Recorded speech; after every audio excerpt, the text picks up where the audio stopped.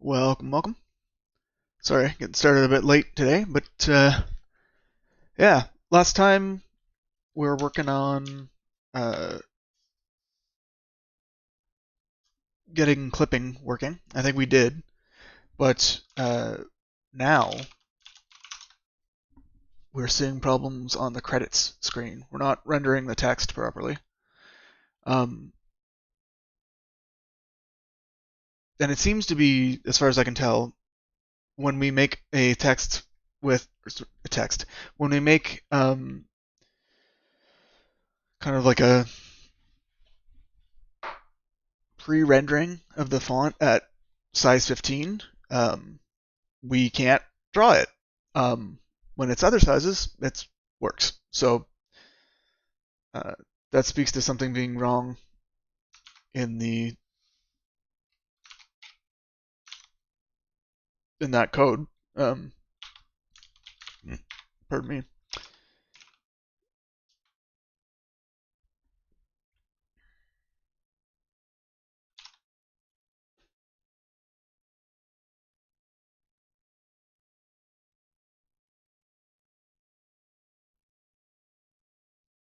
Which is the stiff? It's just a comment difference.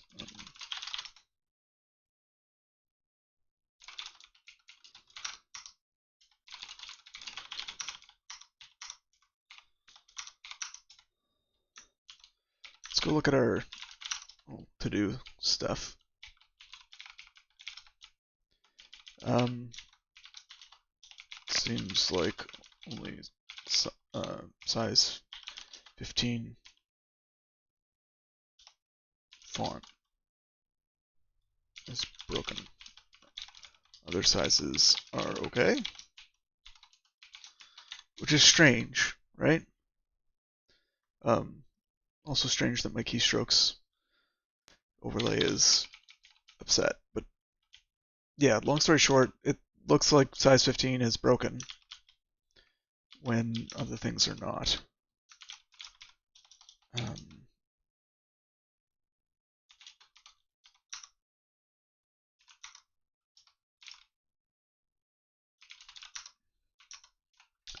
yeah, and I was building some helper tools to kind of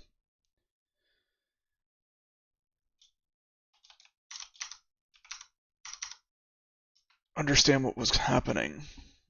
So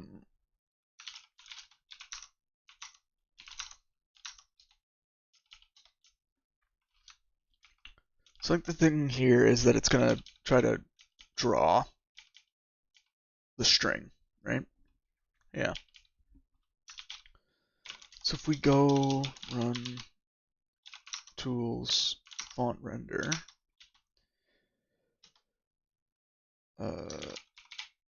we probably do with some better usage.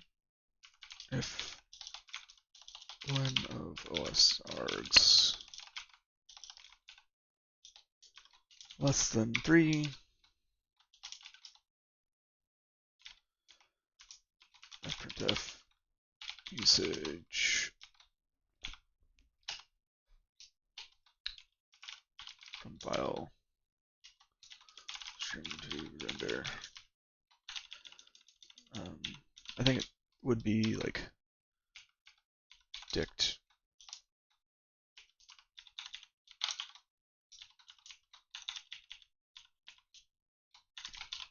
What's the clearest way? Maybe like that?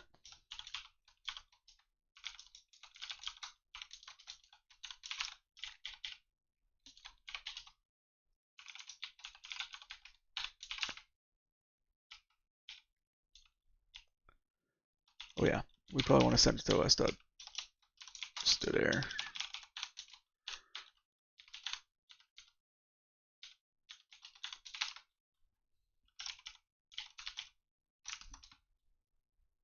Usage.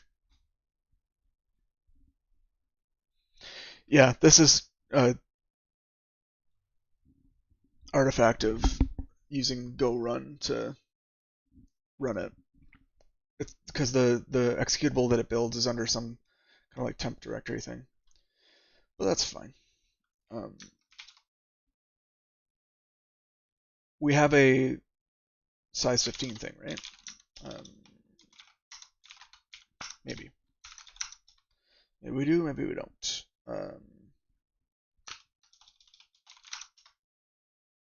We do not. Okay, so we'll want one of those.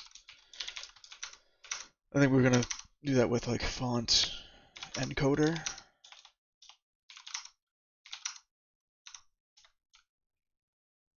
Right, go to TTF a point size, and from there we'll make a .gob file somewhere.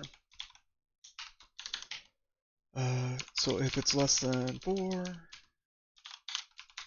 usage is fonts.ttf,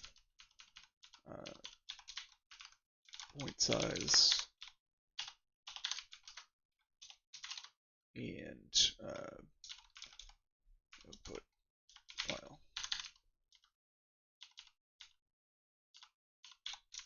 Output.gob, really.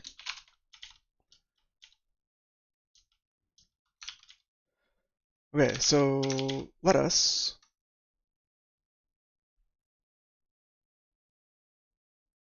make sure this thing works. So go tools, font encoder, from GUI test data fonts, Pomner TTF, size 15, 15 gob. Fair enough. All right, so we made a dict15.gob. Let's add that. We should probably have tests for it, but tools, add a helper for generating .gob dictionary files from a given TTF. It's not really TDD. Okay, and then we can go run tools font render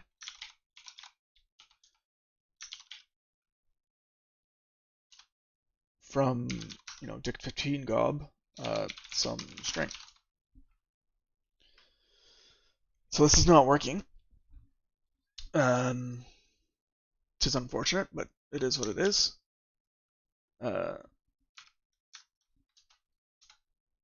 We should be able to hit enter to hit enter on the terminal to exit. I'll be right back. We're gonna have to make that work.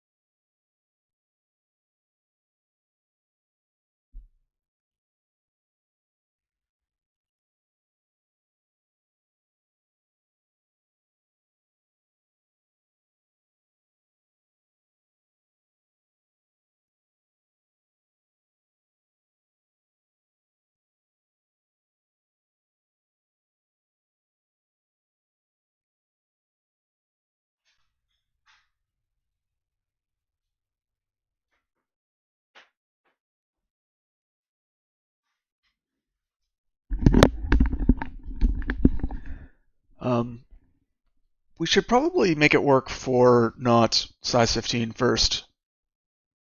If there's some problem with that. I think size 20 worked. So let's do that.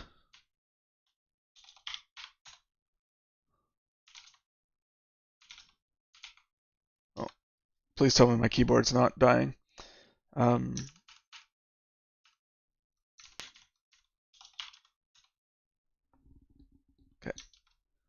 So still not quite right. What are we doing here?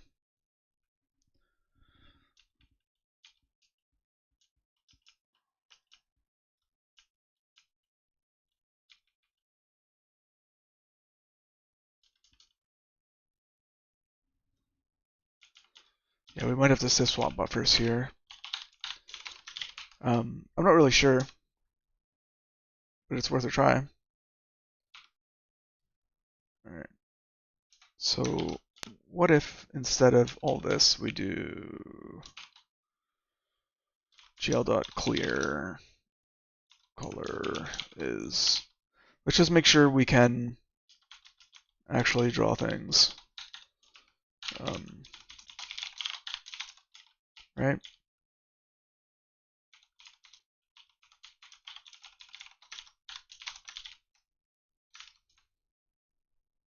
Okay. So we can't draw what seems to be a red thing.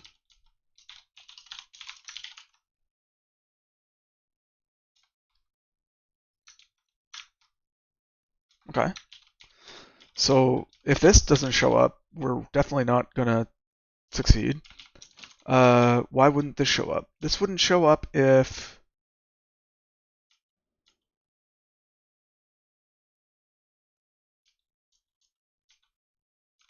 we're supposed to do this. I don't know. I just don't know.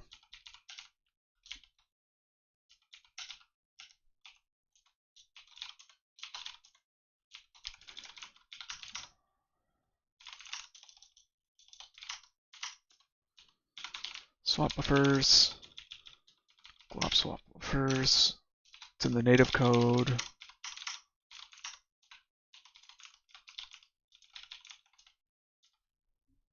So this would have to happen on the render thread. You can't really do, shouldn't really be doing things other than, shouldn't really be doing GL things not on the render thread.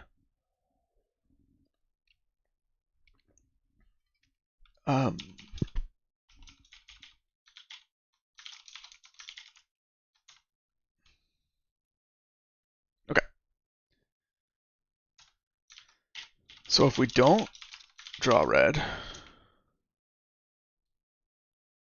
yeah, 'tis odd and terrible.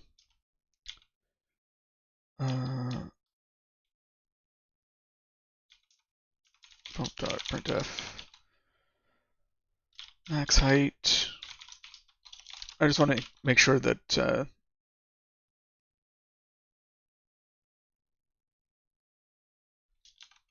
we're not doing something silly.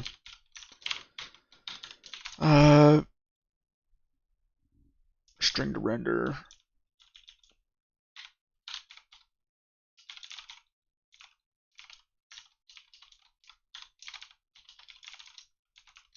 Like if we weren't actually assigning it.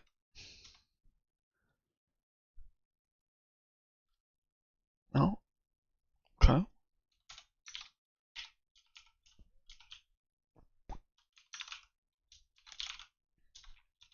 So why wouldn't this work?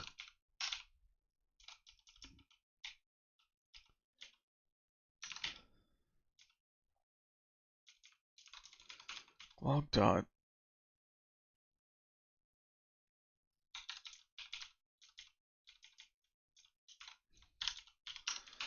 Logger is a glog dot trace logger.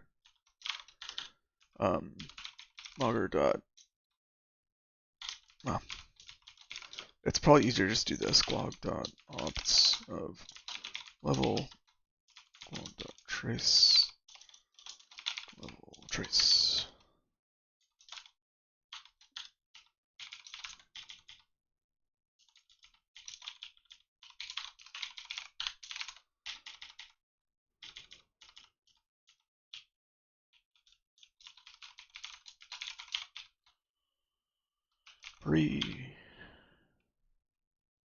render queue. String to render and max height.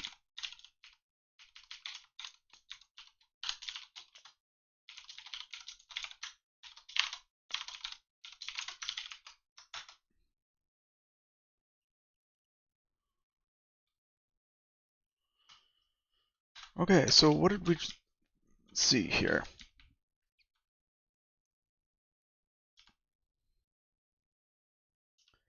We saw some vertices, good. Oh,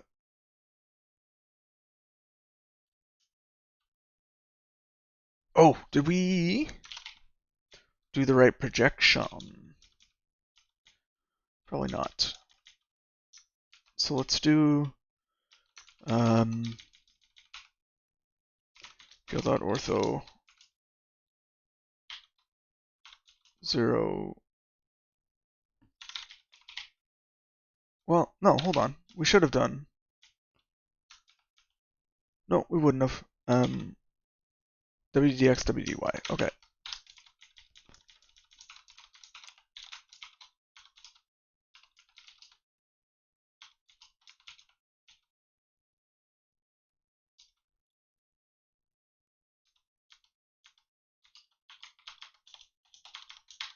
Something like that.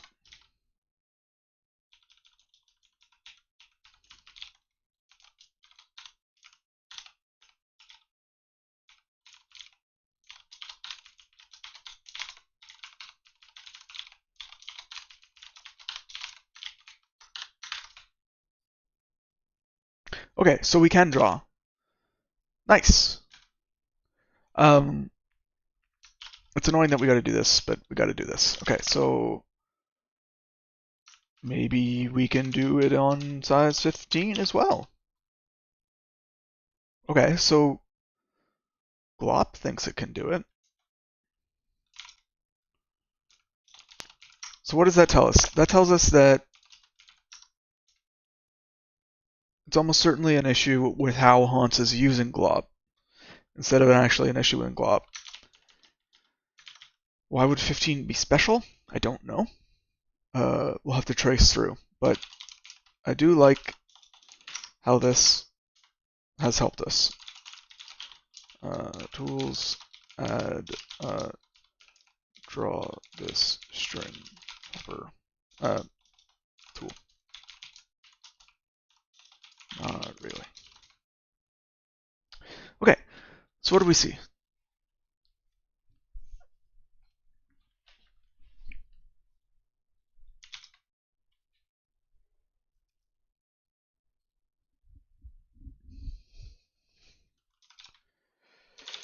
Push.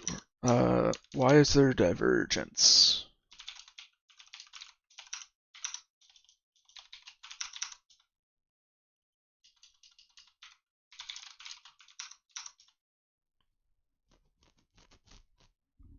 Oh, because we amended. Yeah, okay. That's fine.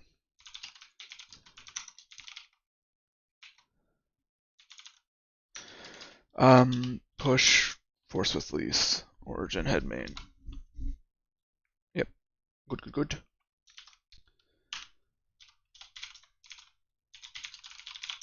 Let's update glop here.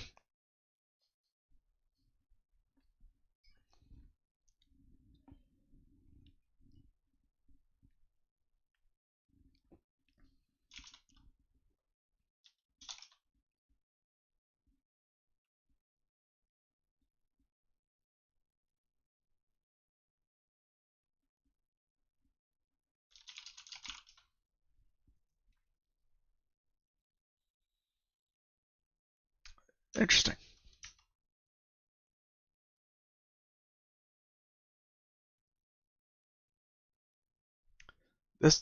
These things are also broken.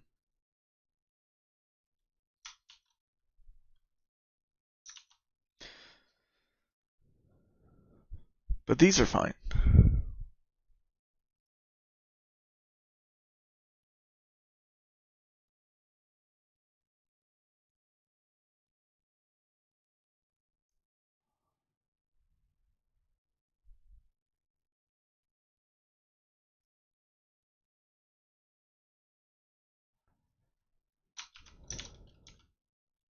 Didn't we have a test for the? Well, we had a test for a versus screen, or an online screen, but it's a different screen because the online screen that I thought would have happened is not actually the one that happens.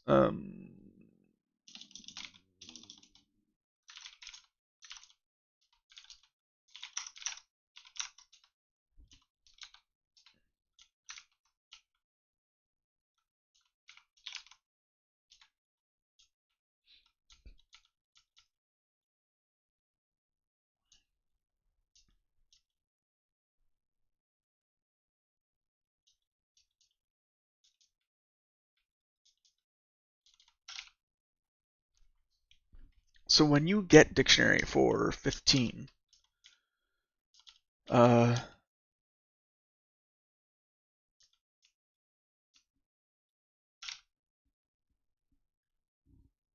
get dictionary by properties.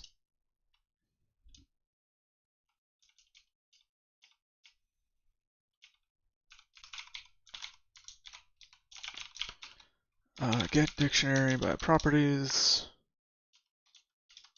Font name. Size. Font ID. What happens now? Slash,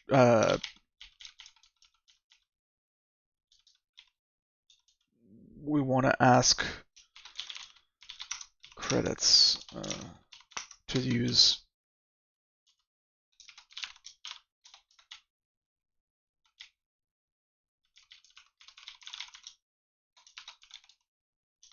dot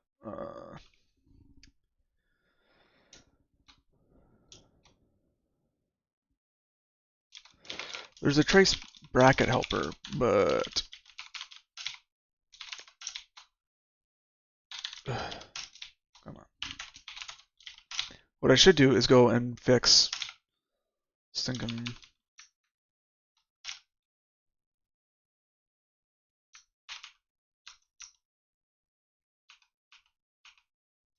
logging.set logging level log.level trace cleanup differ cleanup.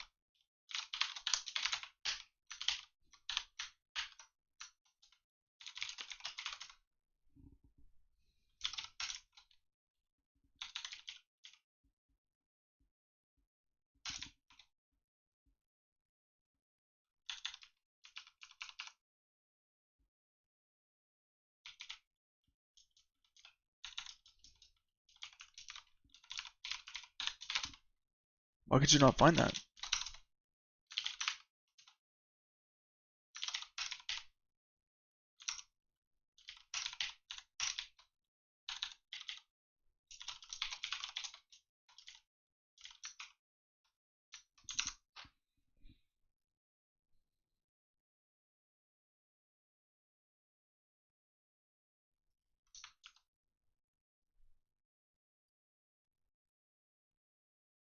Oh, it would be in here.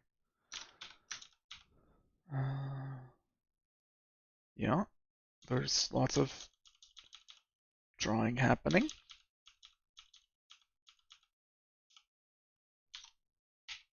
Oh, it's because we're setting color to be white.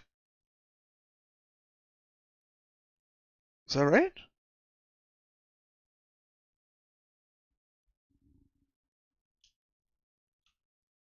Uh,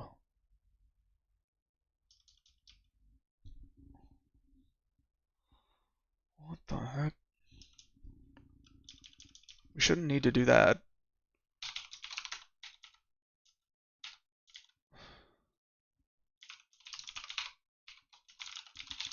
Need to disable texture to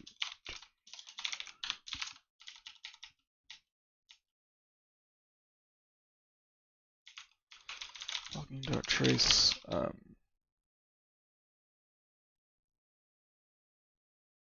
going to render string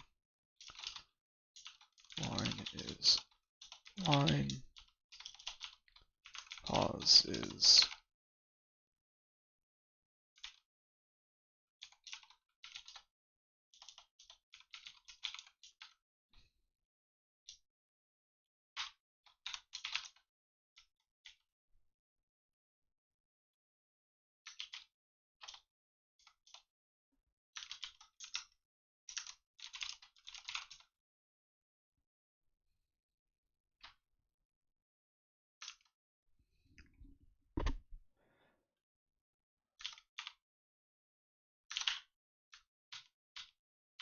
ugh.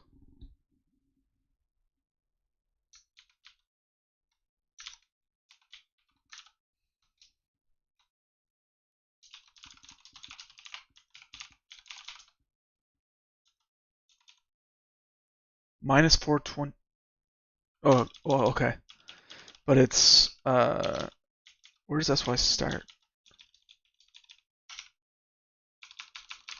Scroll top. Pause plus Y plus DY.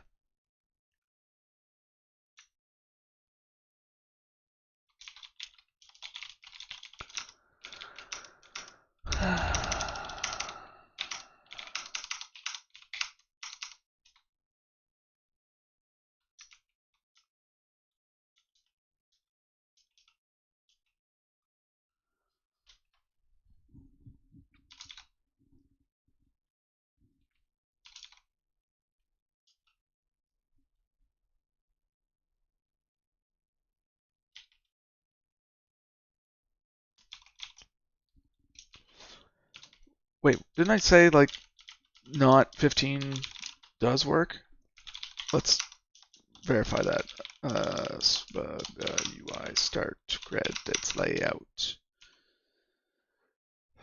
15.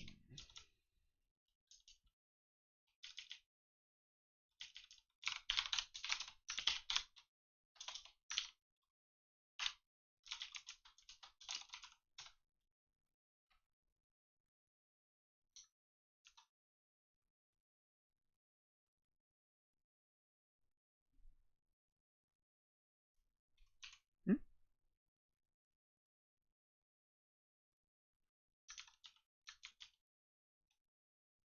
This reads from data runtime, right?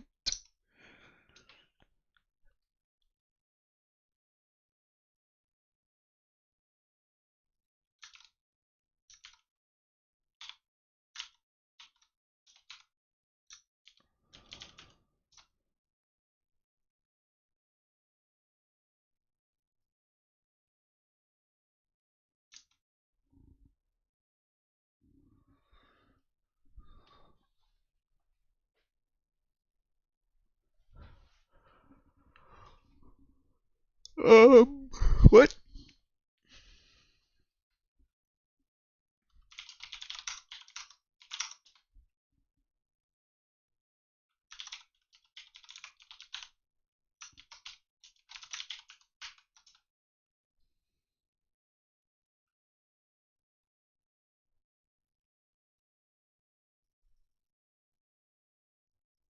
The buttons don't scroll, but um,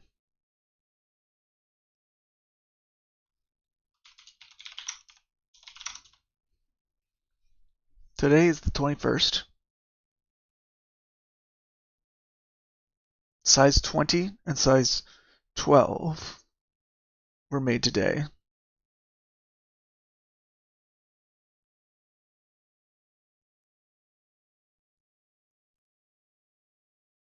What?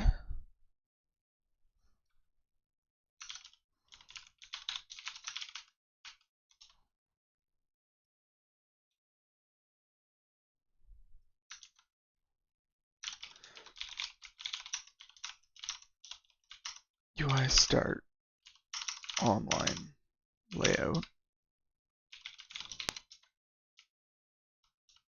Size 12, size 15.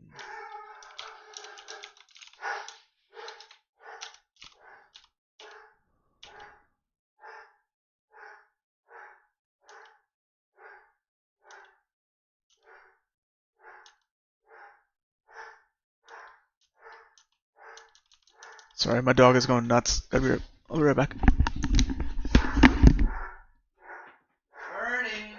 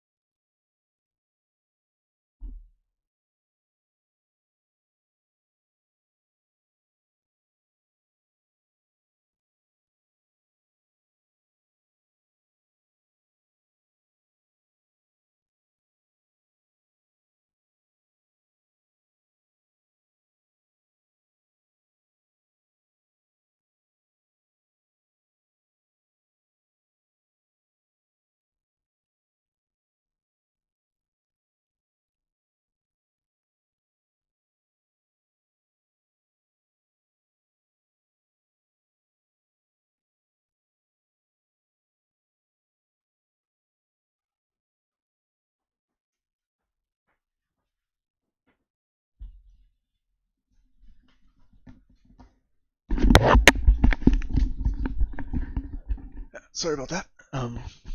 Some folks are just canvassing for the election. Okay. Yeah, I'm looking at like sometimes using 15, sometimes using 12. Sometimes the online thing works and sometimes it doesn't.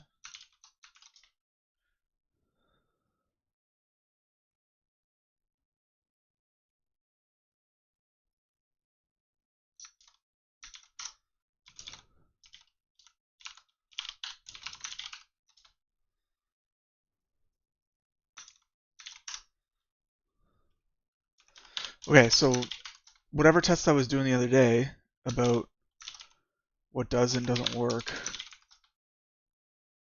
doesn't seem to be doing it right. Like,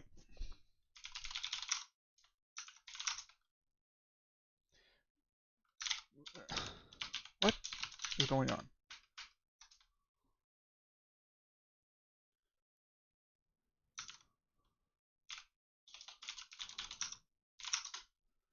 So we do make dict standard 25. Um,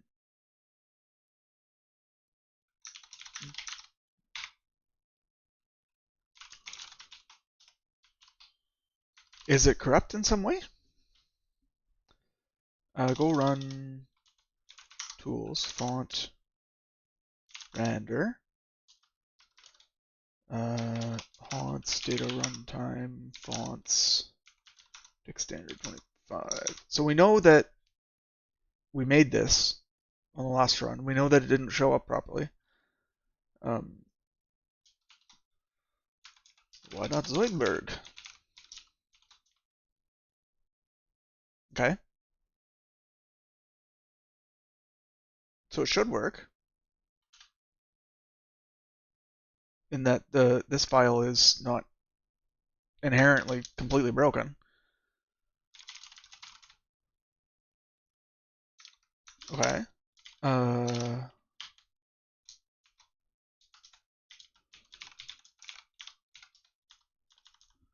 Oh. What?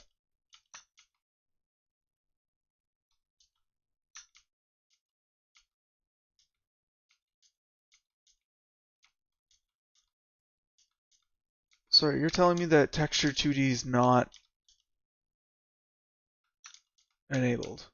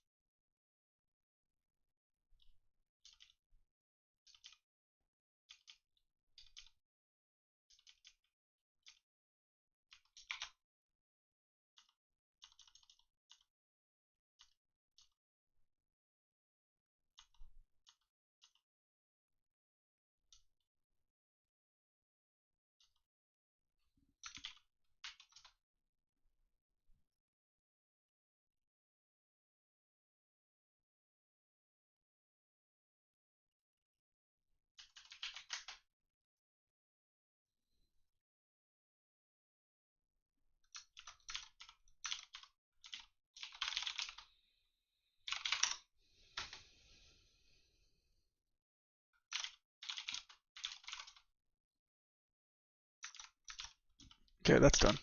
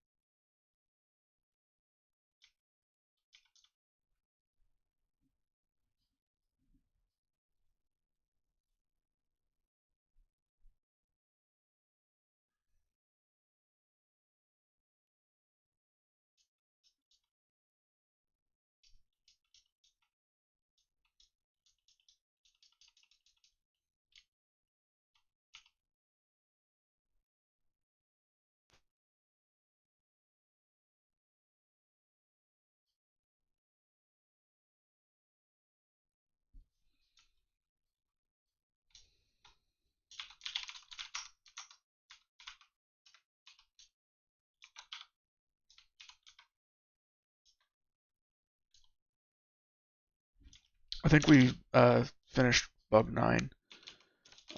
ACK for number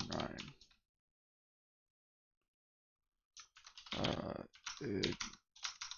Ignore file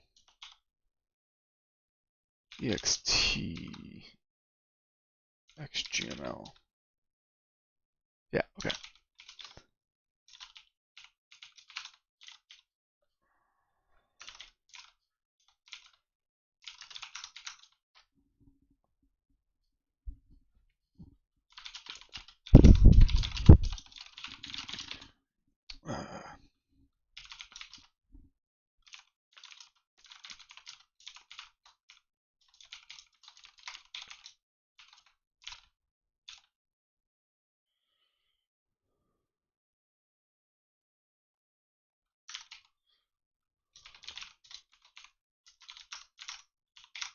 Okay, the TDD mindset should be let us write a test that exercises the behavior. So we shall do that. Package game test. This is going to look a lot like some of our other UI tests, which is good because I don't want to have to relearn how to do all the things. Panic instead of replace.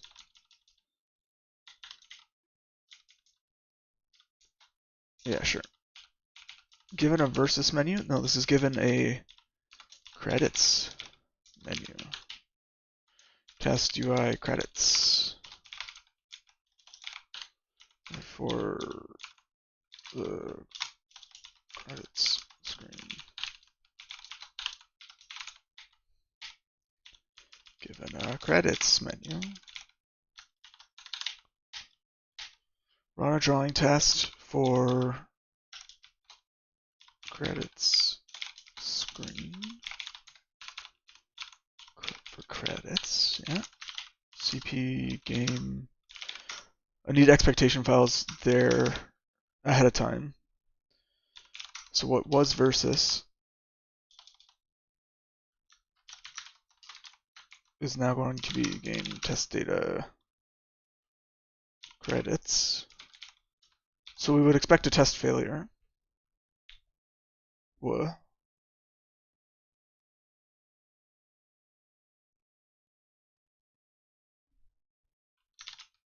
Oh. Game.insert credits menu.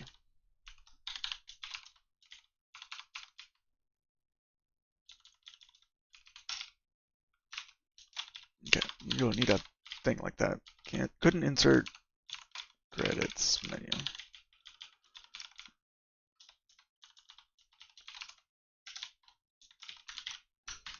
That was funny.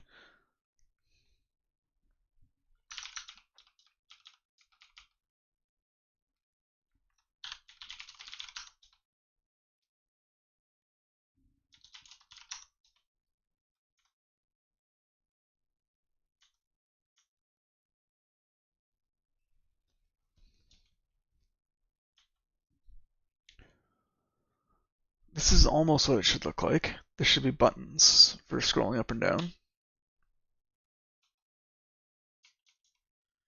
It looks like our credits UI is doing something to break other things. Let's clean the rejects right now and make test run args dash run test UI credits.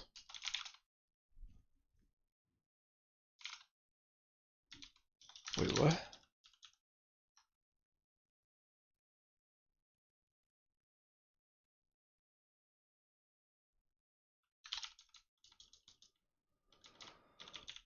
Okay. Init dictionary should have been called. Sure.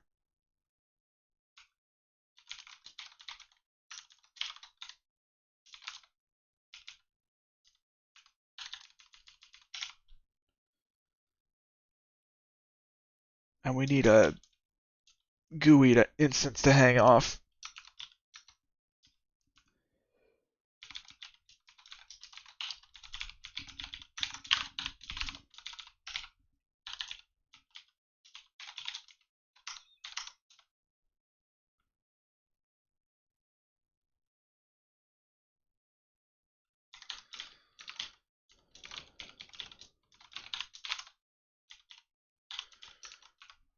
There was a make stubbed GUI somewhere.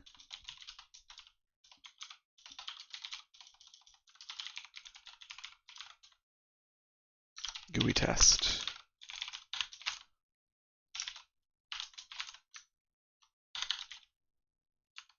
Dims. Doesn't matter.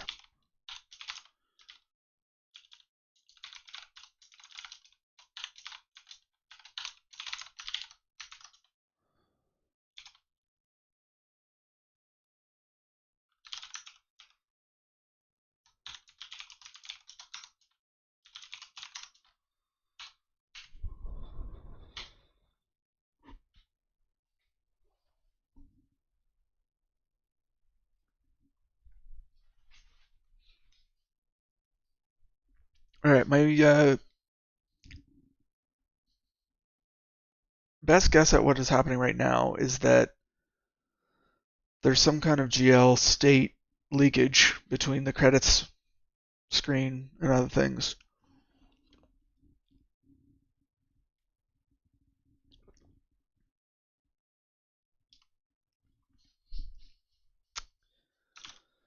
Um,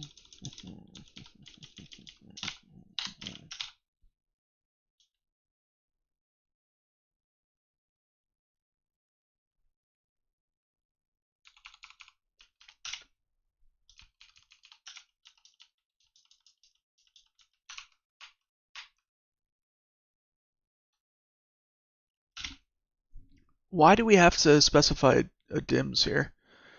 Shouldn't it not matter? AKA, yes, it shouldn't matter.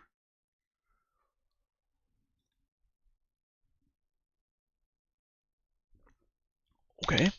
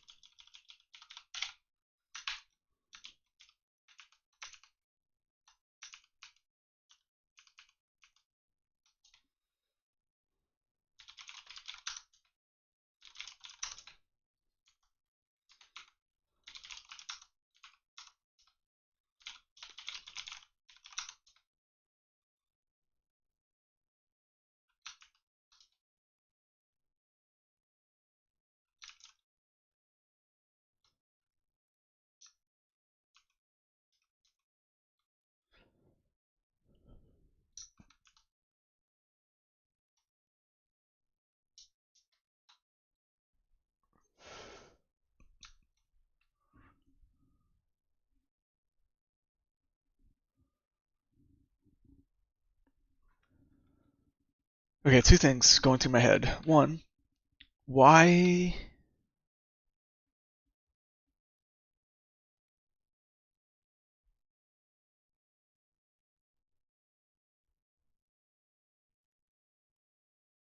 too many things going through my mind. Number one, we can see that we can draw the credits screen under this context. Why not under the regular context?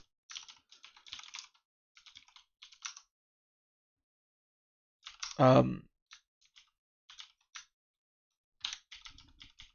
was it just that we were panicking because dictionaries hadn't been knitted and then corrupting things for other folks? Perhaps. Um, the other thing is, does dictionary render string make assumptions about whether texture 2D is enabled or not? Right? Um,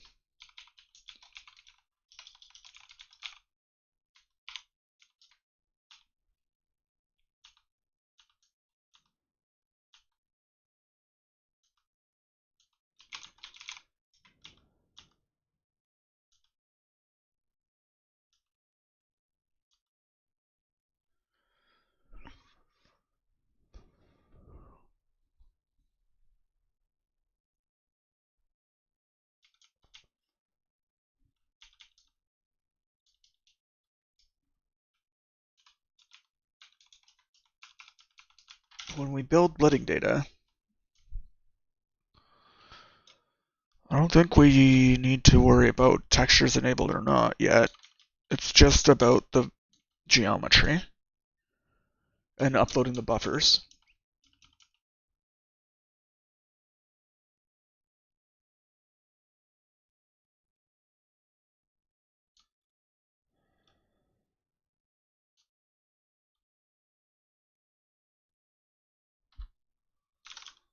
So what are you doing, credits menu?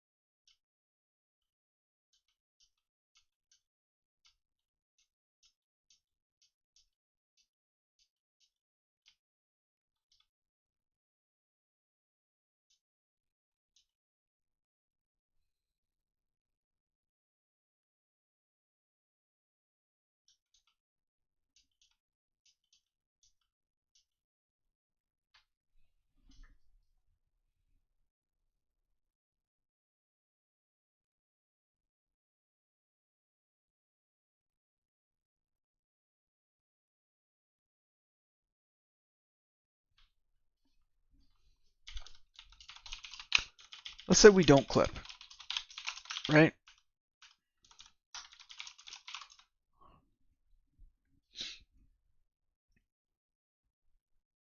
Okay, that's good in a way.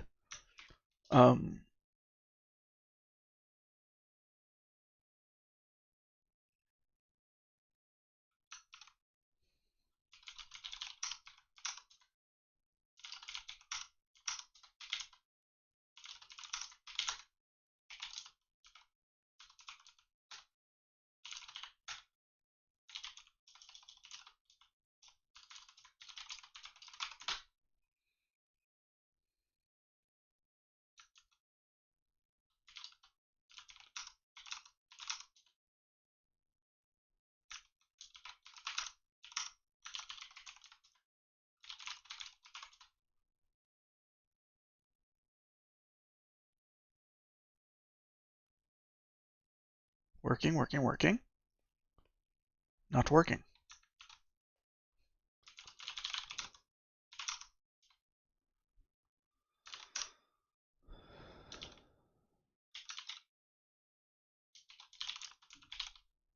I don't get it.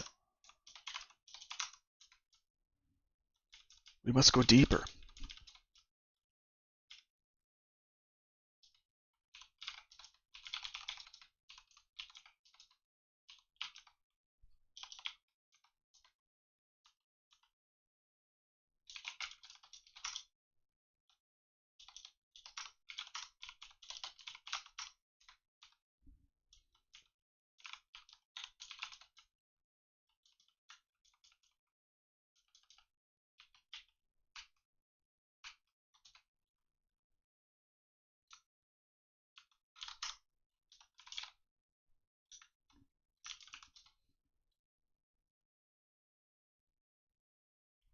I guess it all fits on one page. So that's why the scroll buttons don't do anything. Sure, fine, great. 60.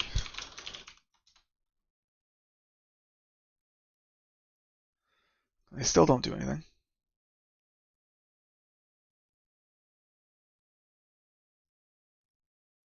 We can't click.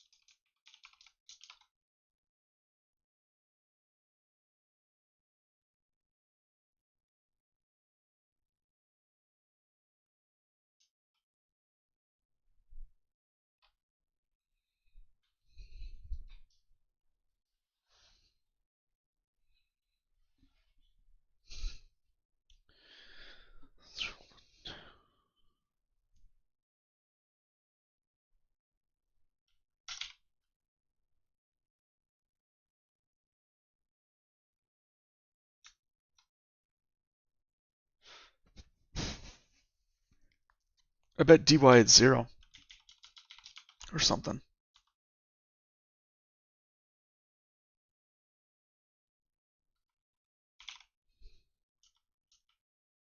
Nope. It's 593. I guess a page at a time. Uh,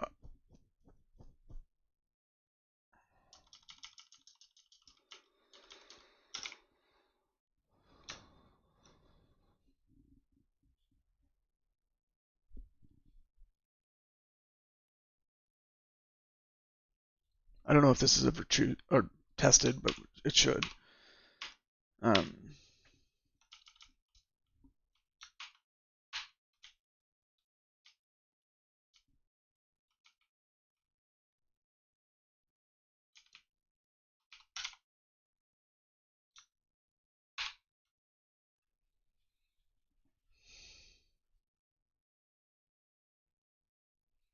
the crazy thing is that like game UI versus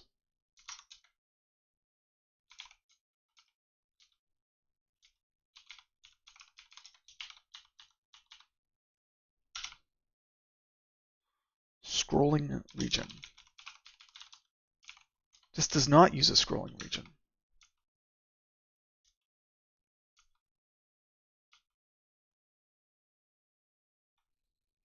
Well, hold on. We gotta go to game UI start because the thing, it's not a versus menu that it adds, I think, or something.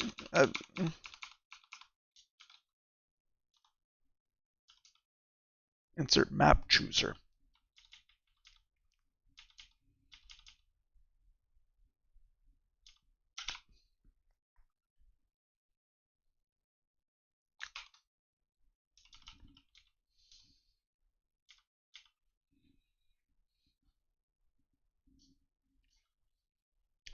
UI, make a game panel of name, or insert start menu.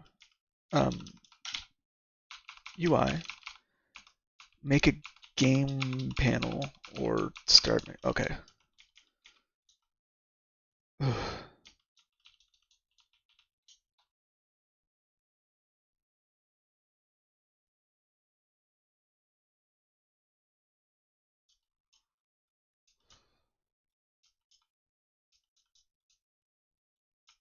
I agree it doesn't make any sense.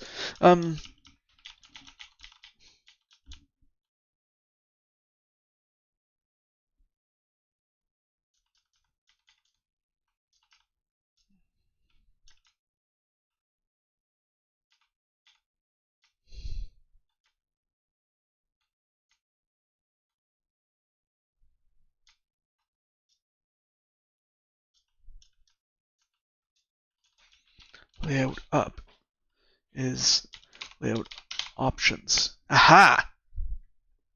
Options is a scrolling region. So why does this scrolling region, which is this,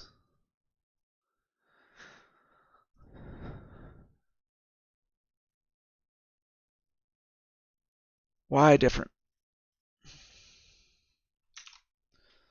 I need a break. I'll be back.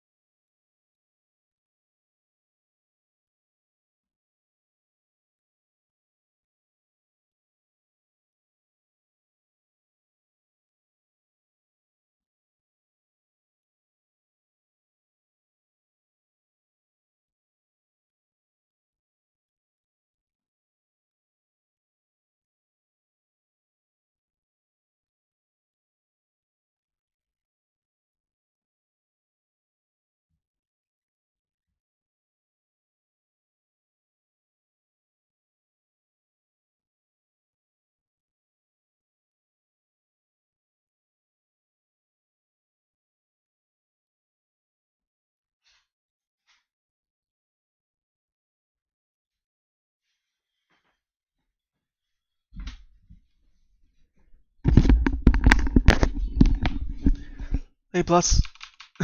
Sorry, that break took a little bit longer than I expected. How you doing?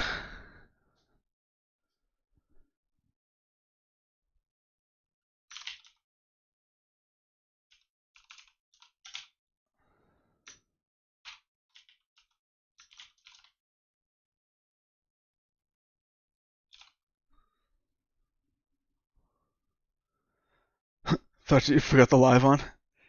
No.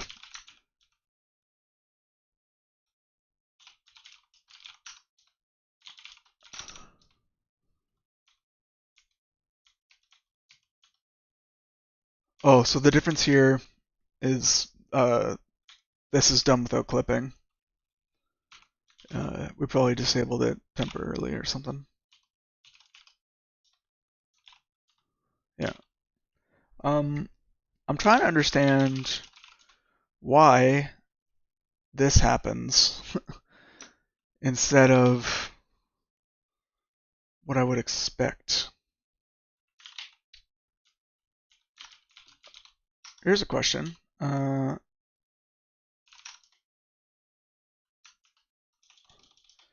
Data start.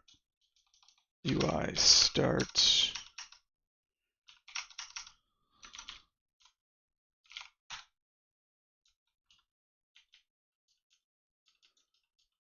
It's using a size 15.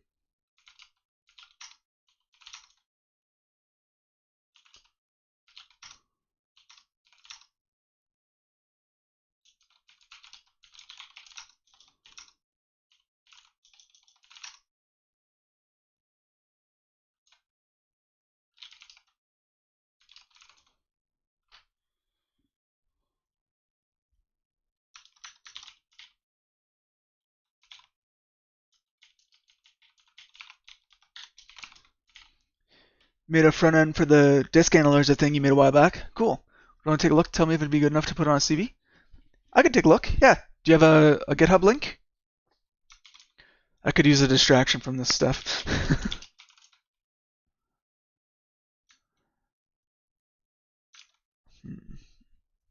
Oh, links are not allowed in the chat. Sorry. You didn't put on GitHub yet? Why? Still cleaning up the UI code? Let me see.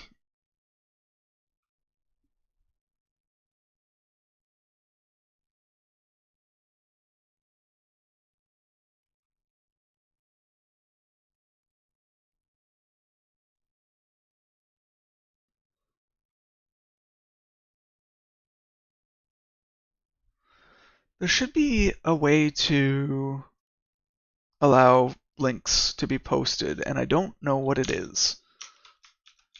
Twitch, allow links in chat.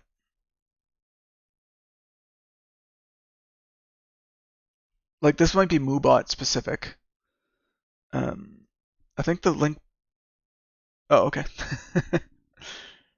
Yeah, it's not hard to defeat the sanitizer, eh?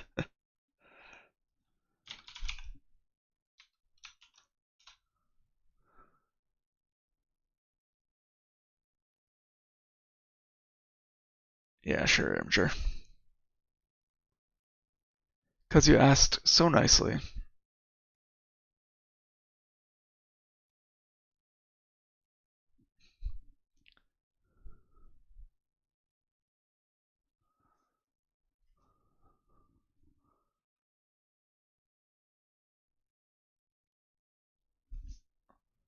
Let's see.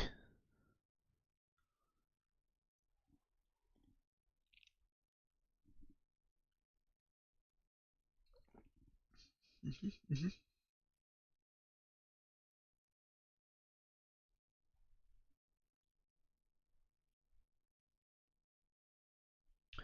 Ooh, I like this distribution. How many of my files are bigger than a gigabyte? Only 11. Uh, whether it's death by a thousand cuts or just a few big chunky ones. Um,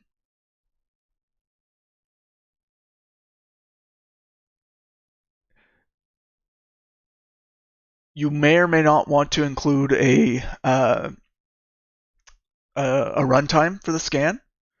Um, if it takes 17 hours, you might not want to include that, but uh, knowing how long it took to do this many files and that many gigabytes um, would give someone kind of information as to how well it's been done. Um,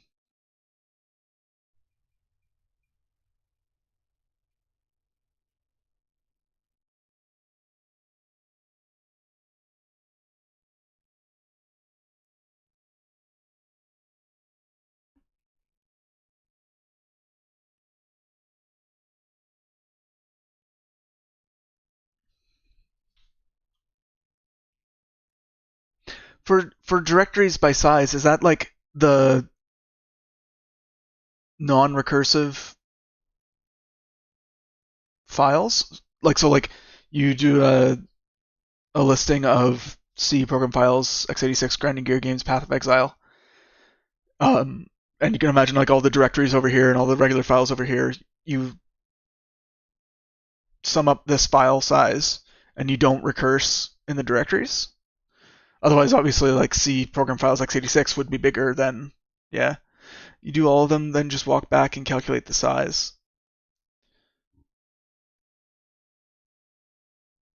Okay, so you would know how much directory A, directory B, directory C would be, as well as file A, file B, file C.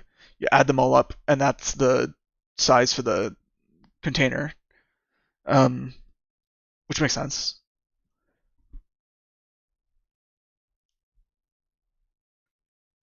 So then I guess I don't understand why C program files x86 wouldn't be bigger than C program files x86 Grinding Gear Games Path of Exile. You know what I mean? Like if A has B has C, C can't be bigger than A.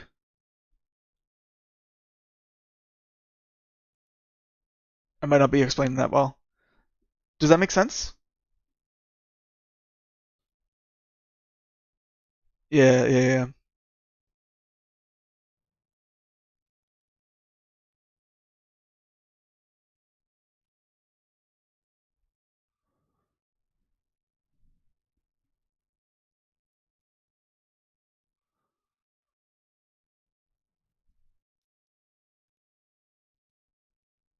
In terms of like how it looks pretty clean. I could imagine there's like you could click on these things to go to that directory. I'm seeing like redacted here. Presumably there's a few names of folders that get processed into or like get matched against some kind of criteria and then masked off.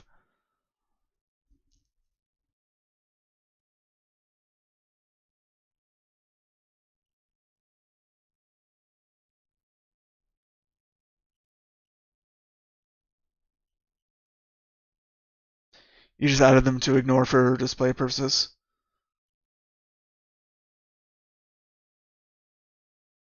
Okay, yeah, yeah. So it's for demo purposes, yeah, yeah, yeah. Nice.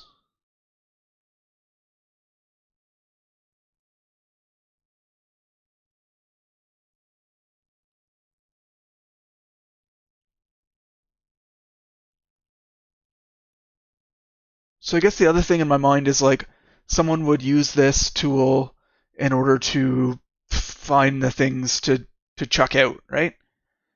Um, Certainly knowing which top directories exist and which are the biggest files, that definitely helps. Um, but maybe you want to have like a uh, exclusion criteria for like, you know, it's a media server. I don't want to actually drop MKVs or something. Uh,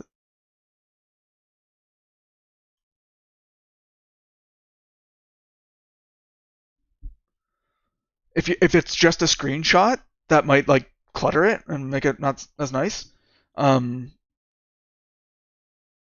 Yeah, it's pretty good.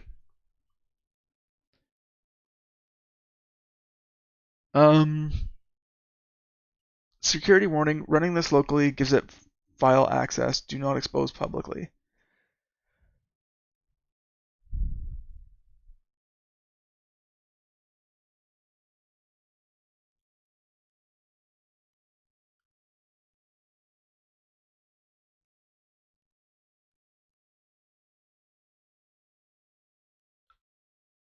I'm trying to think how I feel about that. So some basic filtering. Yeah, maybe a little bit of basic filtering.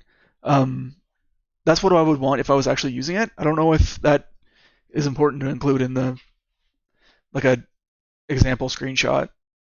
Um, I'll have to leave that to your discretion, but or your judgment. I'm looking at this security warning. It grabs your eye, right? So people are going to look at it, and it's saying running this locally gives it file access, and don't expose it publicly. Yeah, that makes sense. Um, but it kind of makes me think like, oh, do I need to run this as an admin? Do I need to run this as kind of with elevated privileges?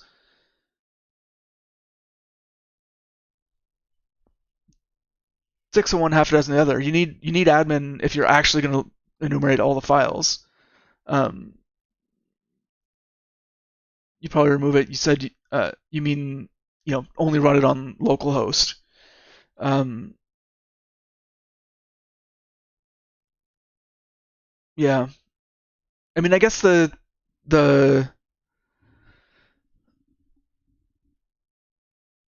if we take a step back, the kind of mantra is run with least privileges, run with the fewest privileges you need in order to get the job done.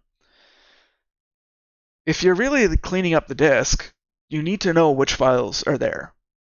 Um, you don't need to write anything, but you would need read access. Uh,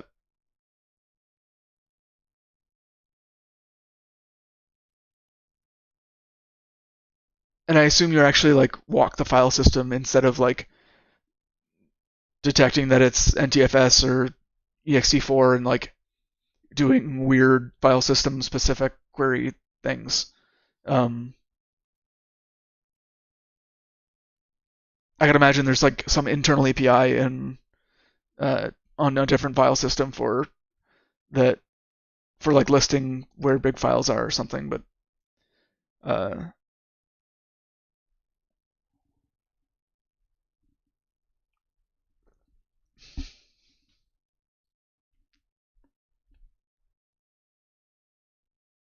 certainly the idea that uh, you're running with elevated privileges, it might be displaying things that you might not want to expose to the low lifes on the internet.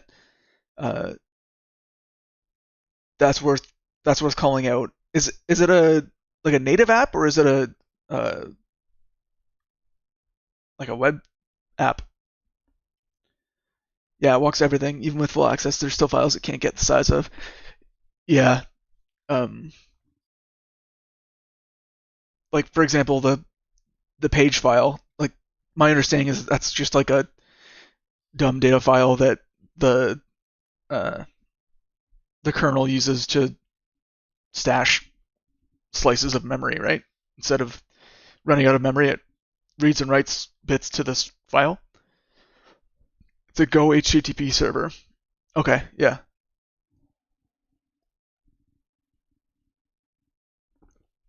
And it's the HTTP server that does the walking.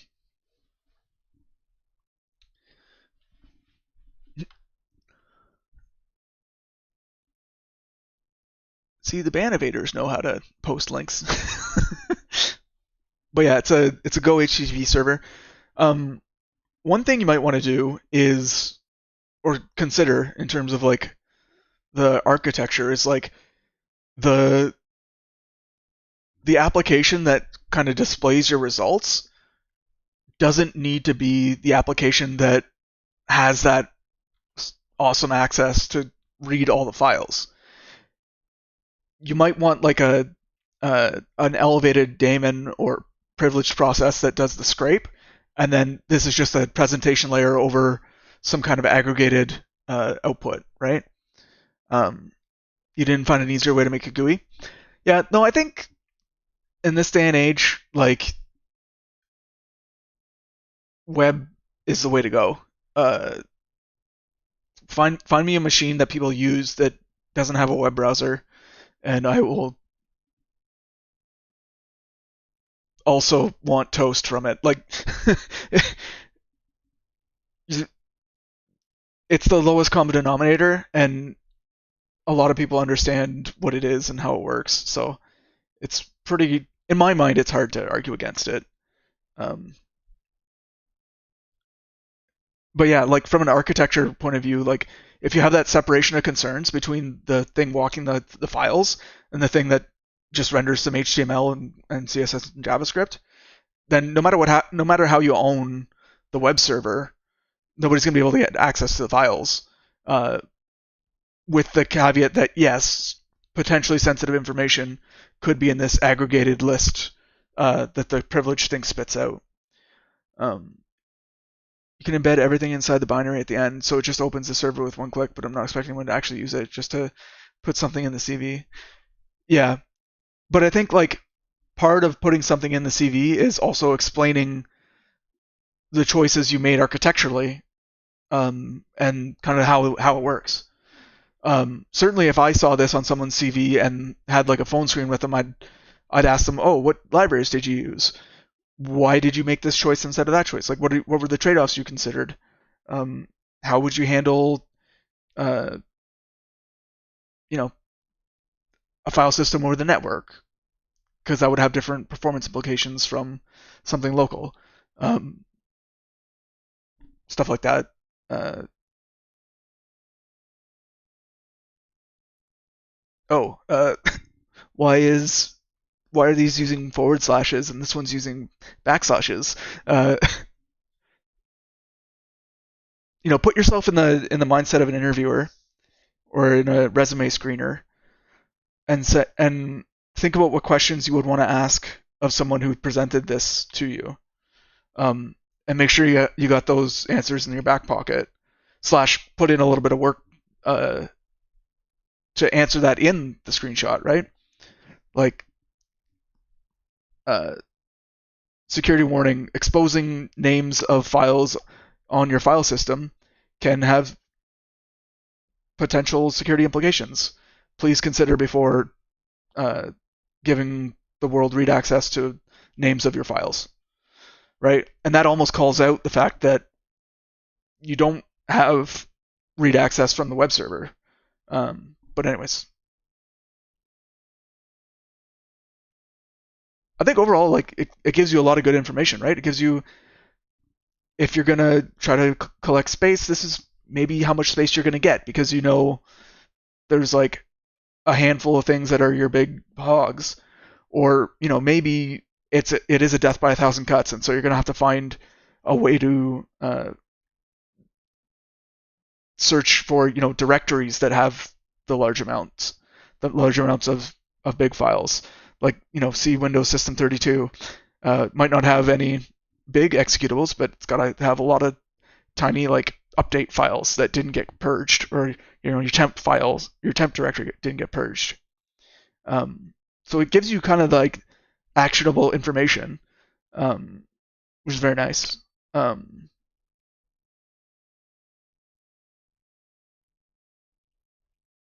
if you're going for like a front end position, you might want to think more about data visualization, right? So you could maybe make a pie chart of how the file sizes are laid out, right? So at a glance, you can say, oh, half of my system seems to be this above 30, 40, 50 megs range, um, or whatever.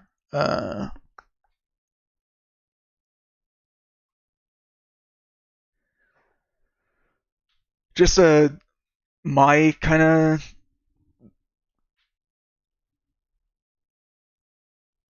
I guess also like who's the user, right? So I look at this drop down and I'm thinking, oh, I just want to be able to filter by a size that I know, and I can do the binary search. I can do the drill down if I want. I can be specific if I want. I can just use round numbers if I want. Why should I only be able to filter by some list that was predetermined by somebody else? But that's just my take, right? That's how like a back end low level person might think. Um, sorry, I was thinking of putting a pie chart on the right, but I'm not sure what to do. Display it by file count or file size. Yeah, like there's some real estate here that you could use.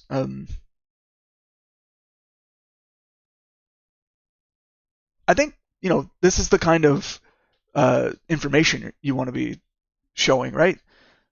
The number of files that are bigger than 5 MB is 7,166, and that is a percentage of either the number of files. Oh, I see what you're saying. Either the percentage of the number of the files or the total size of the disk. So, from the perspective of a potential user cleaning up, um, I would want to know how much of that consume, uh, how much of the total pie it's consuming in terms of bytes on disk. Um, Whether it's 17 files taking up the space or 2 files taking up the space, that's less important for the from the perspective of freeing up space. Um, you know, that's what I would think. Um,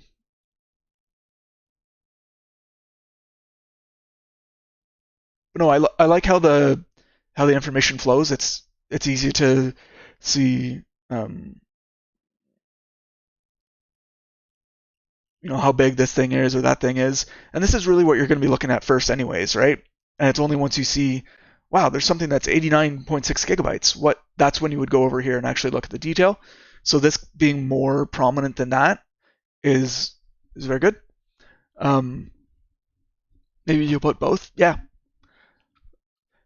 I would put I would probably try both and see and play with it and see which I liked. Um, my intuition is that you'd probably want to go by a piece of like percentage of bytes from the disk, but uh, there's no better test than actually trying to use it. Uh, we can sit here and hem and haw all day, but uh, when the rubber meets the road is when you can see what would be better or not. Um,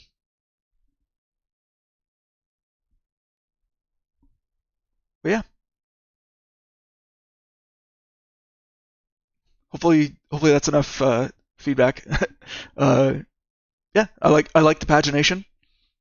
It shows that you've built web UIs before and you you've hit the problem of trying to render 5 million things when you only made UI for rendering 20.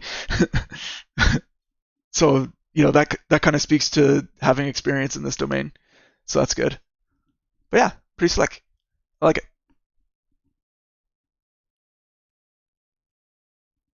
Now, how to enable links?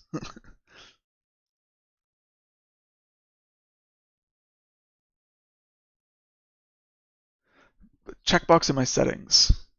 I've heard that before.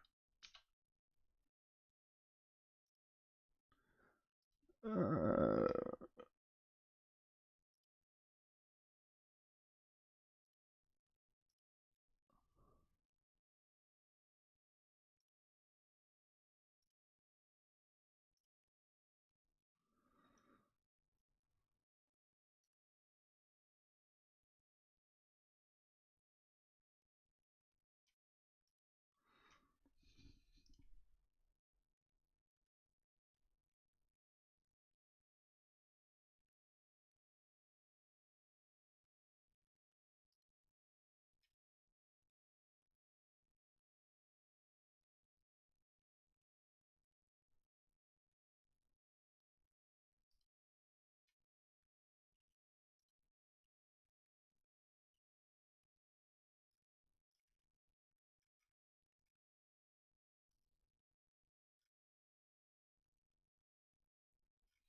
Okay, so it doesn't look like I can just like whitelist folks to post links very easily.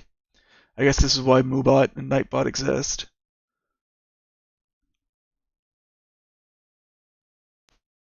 Anyways, I'll look into it more, but hopefully we can post links now.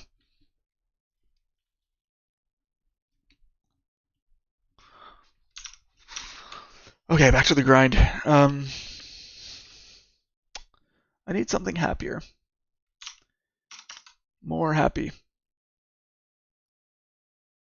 More happy.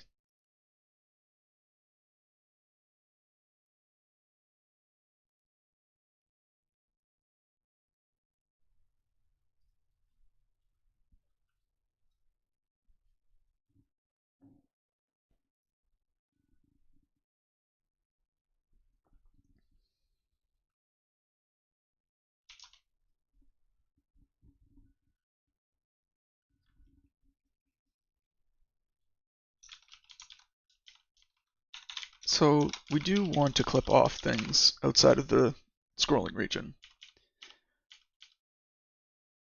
But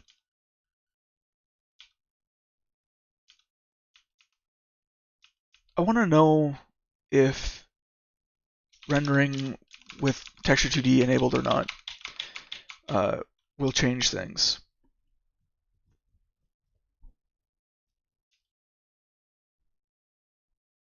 We could look at the docs. We could just try it. So I think we're going to just try it.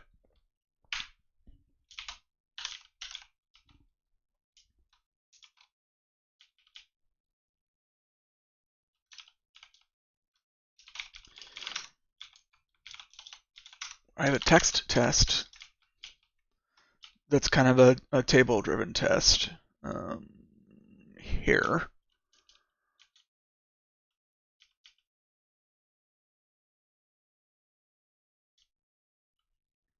Do I really want to say run all the tests with it enabled or not? No, I don't. What I want is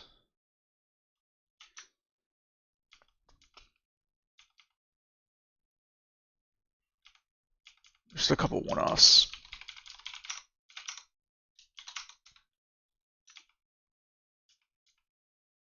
Just make dictionary.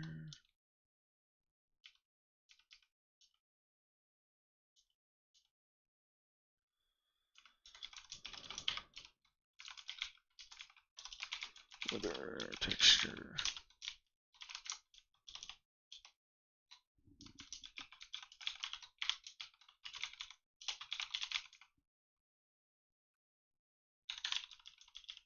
Works regardless of whether it's enabled or not.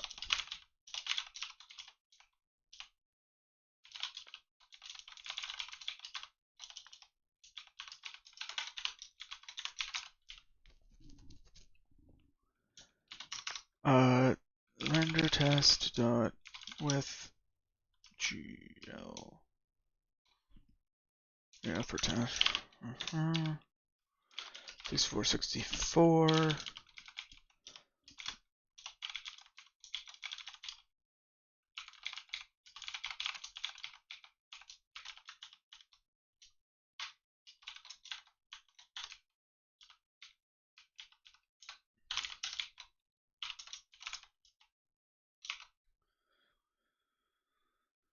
So I'm going to say q dot q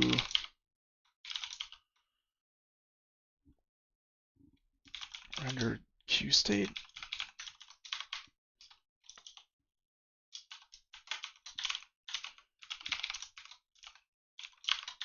And then render test dot should look like file. Whoa. I don't know if that's what I need to actually pass, but that's what I'm going to pass for now. So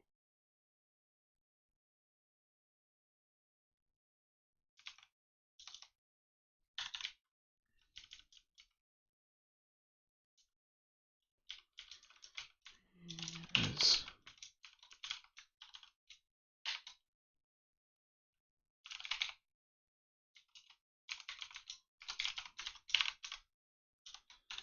Yeah. D dot render string. Lol. 0 point. Max height. Left. Shaders. Yeah. It's st.shaders.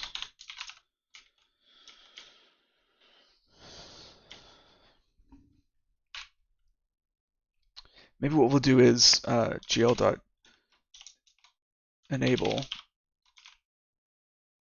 texture 2D, right? And then do the same thing.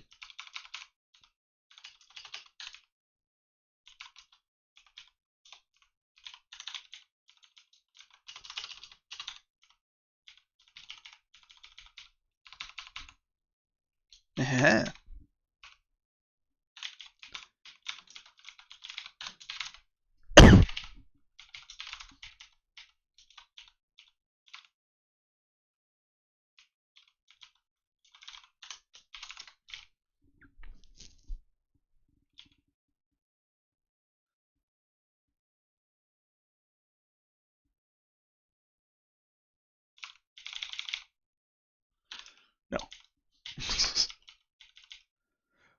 What's another way to say internet laugh? KEKW? We'll just call it laughing.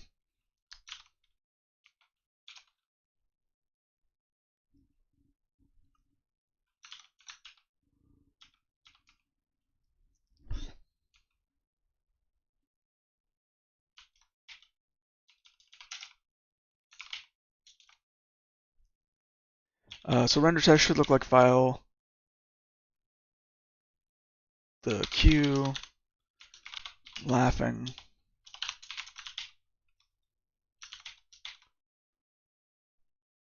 We need to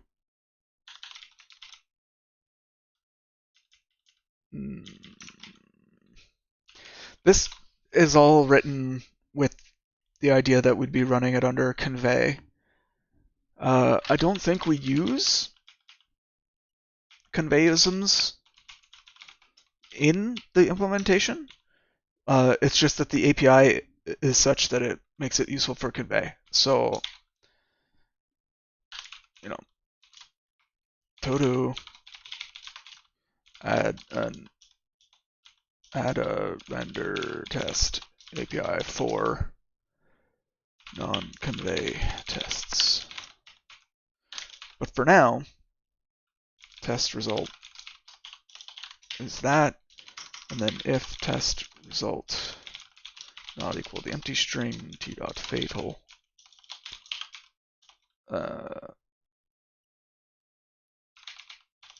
expectation mismatch.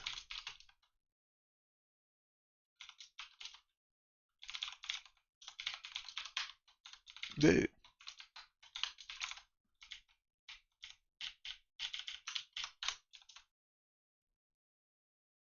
should panic.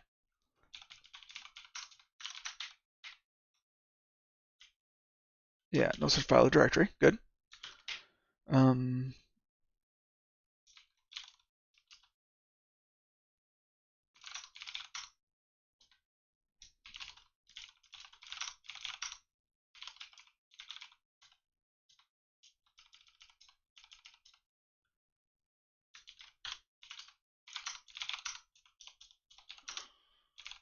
This will also not match, but it's good enough for a start.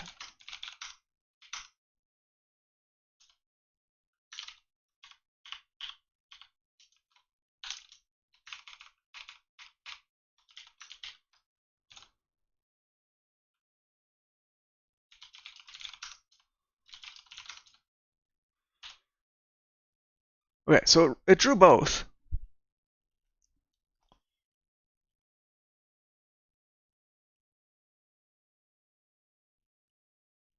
Kinda. Oh, Rolf. Let's give you more pixels. That many more. Except fewer. Same amount. Fine.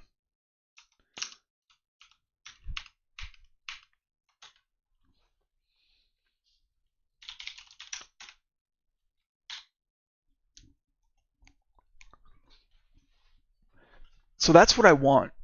I want it to be, whether texture TD is enabled or not, that the strings draw. This shows that both of them draw.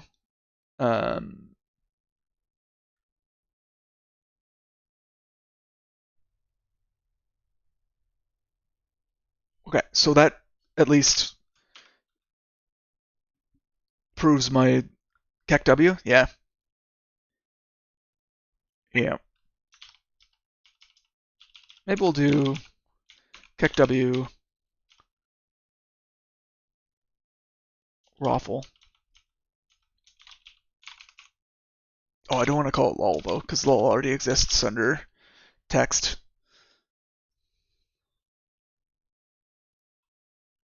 What does this look like?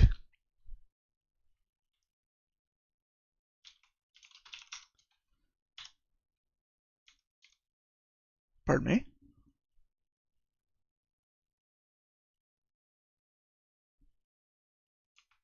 Oh, it probably helps to save the file before we run the test again. I'm a developer.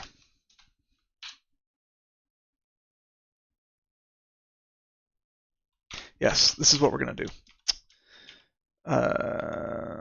Good enough. All right. So,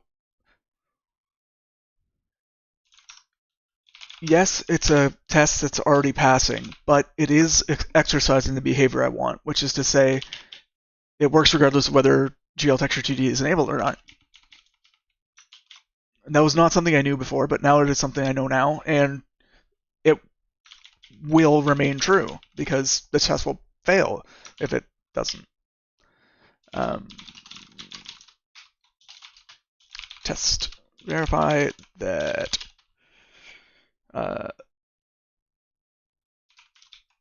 texture 2D doesn't block dictionary's render string.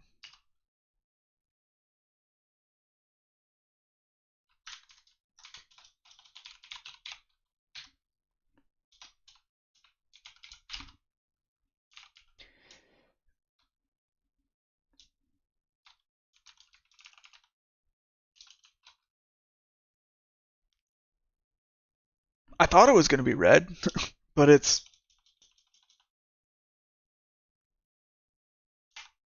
not really. It's not really TDD.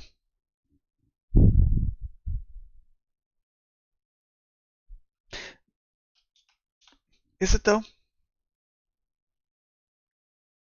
I mean, it's a bit philosophical and just like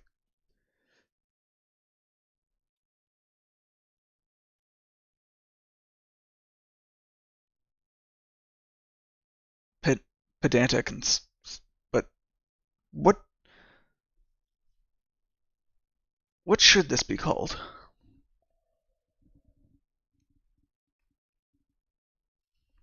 It's not a red step because we're not adding a test that's failing. It's not a green step because we're not fixing a failing test. I mean, we could just say everything else is a refactor, but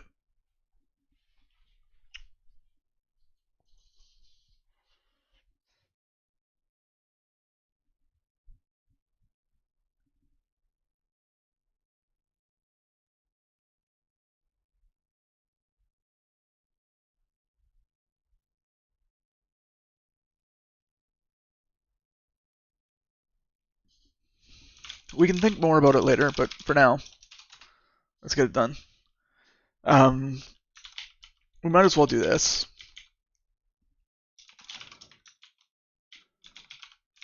And that would be a refactor. So should look like file. we could do like assert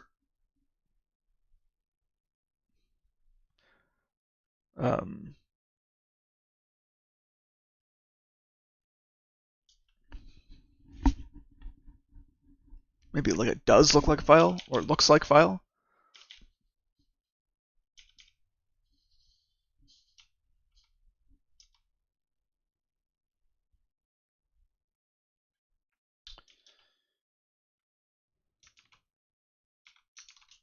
How do we want to organize this? I might put this in like the convey like things. I might put in like a comp underscore convey, the like underlying functionality into comp, and then to be honest, probably the vanilla test, like Golang testing API in comp.go.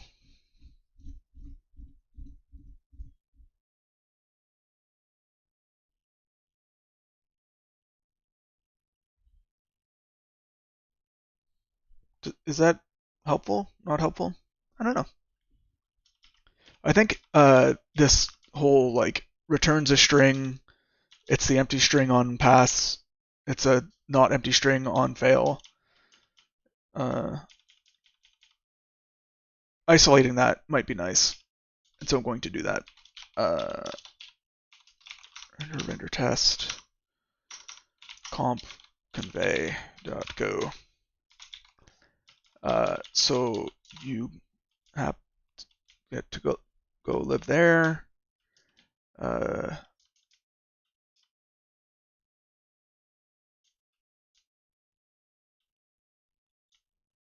Most things are going to live there.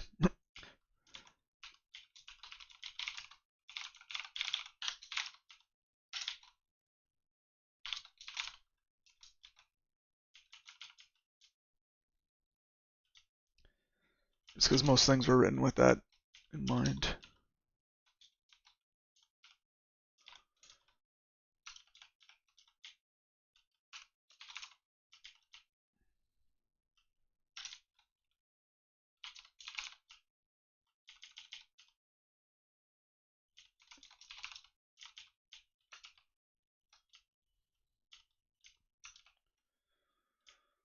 So many things, returning strings.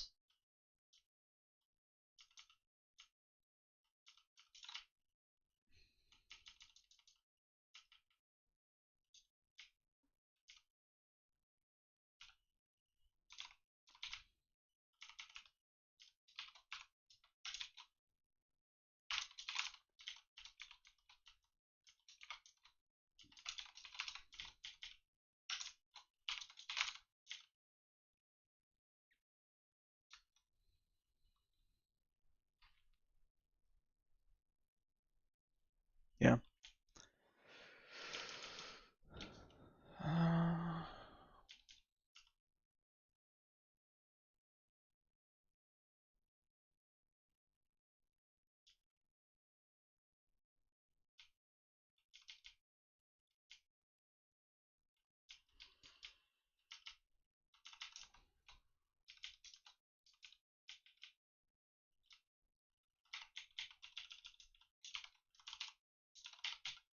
This is only used here, so should probably declare it here.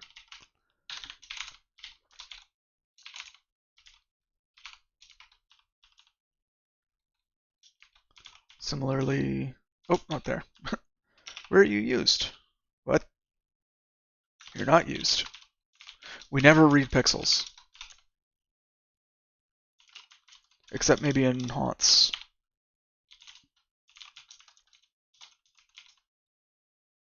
Nope. Bye-bye.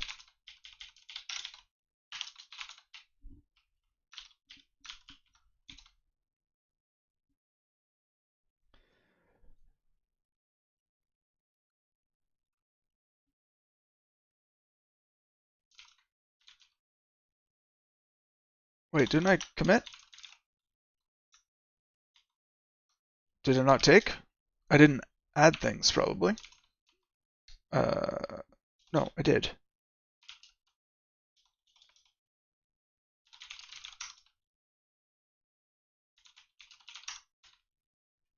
I didn't promote the reject. Okay.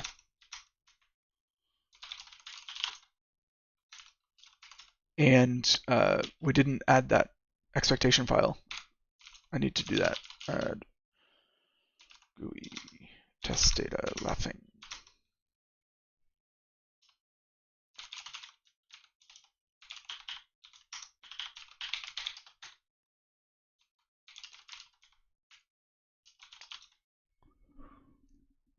Yeah.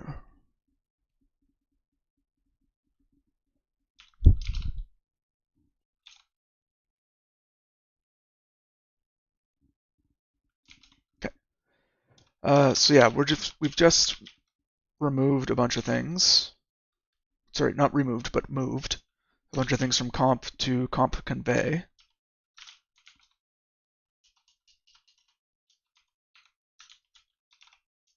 Um,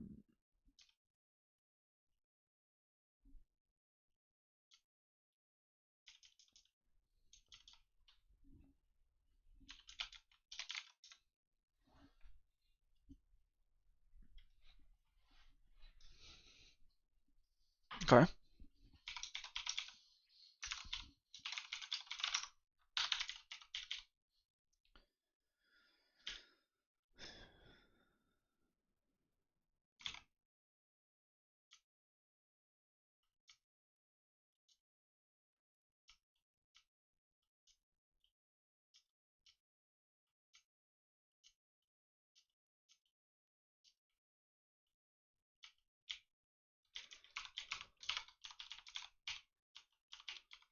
We'll just bring that to where it's used.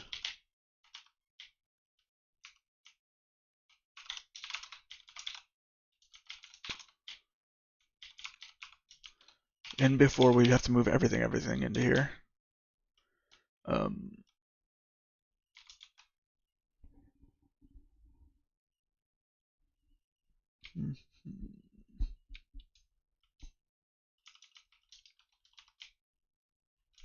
yeah, well, I guess we wouldn't have any usage of this in here because we don't have any non-convey usage yet. Okay.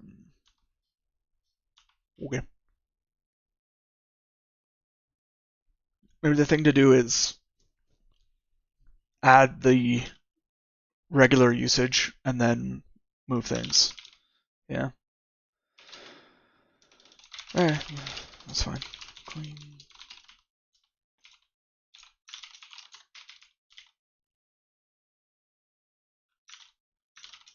Okay, so here,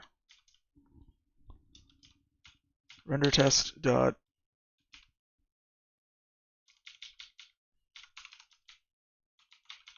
looks like file.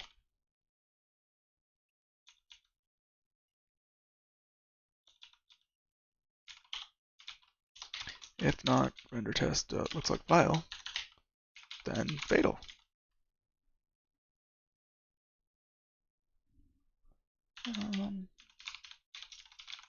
Must look like file.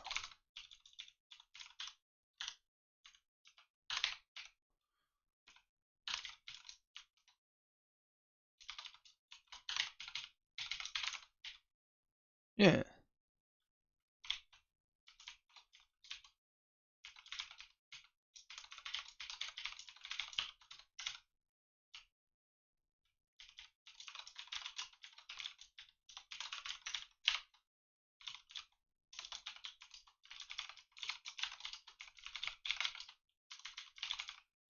Oh, look, we can use any now.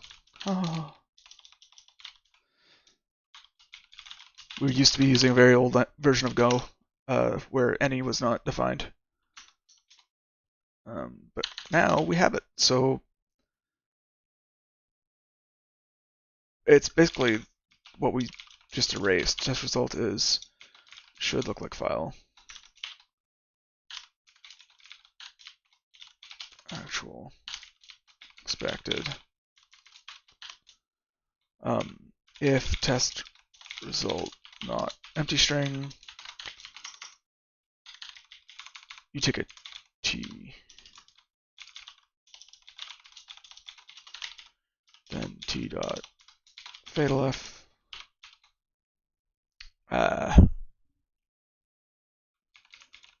expected image mismatch.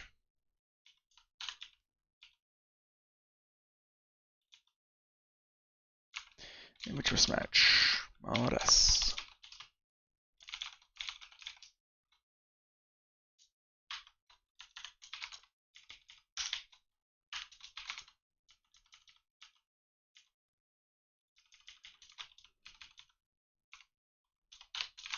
All right.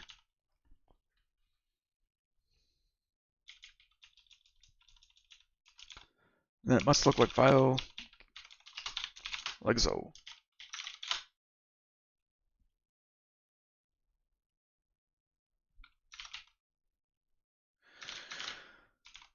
And then in hindsight, it looks like we don't need a whole new file for this. We can just put it in here. We'll document it though. Usages.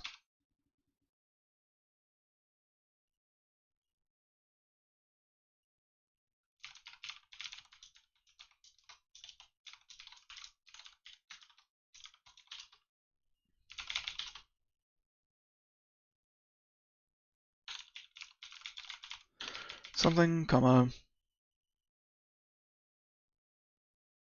options.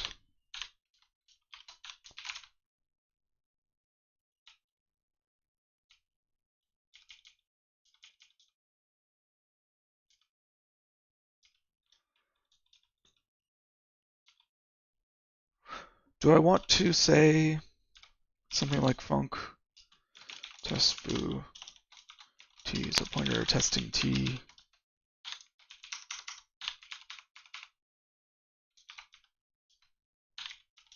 Do I need that?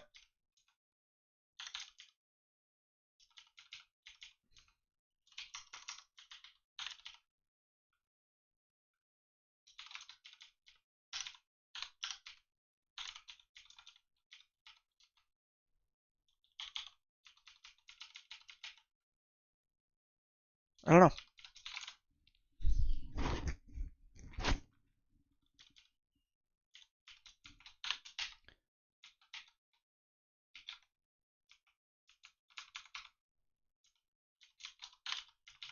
I think that'll be good enough. Nobody names their variable t, I hope, unless they know. It's a testing t. And it will compile. And if you want to look at the API, you can. Yeah. Okay.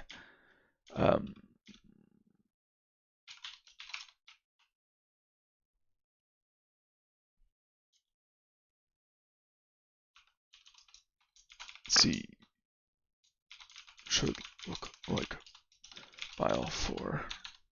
Well, I guess don't look at it should look like file for understanding what the options are. It's fine.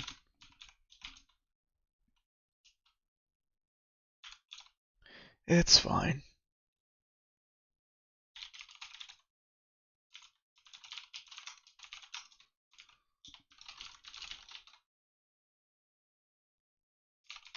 Refactor support. Make it easier to call should look like.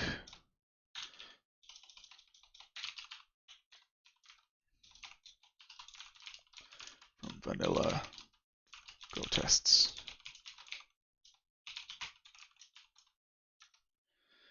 Okay. So now that we've done that, we're pretty sure that this doesn't matter. Because it doesn't.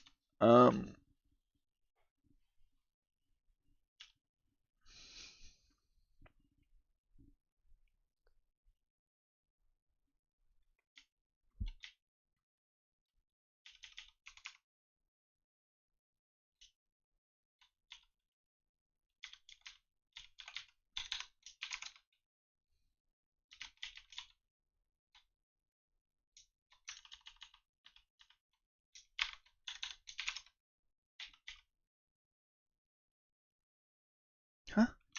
Drawing context.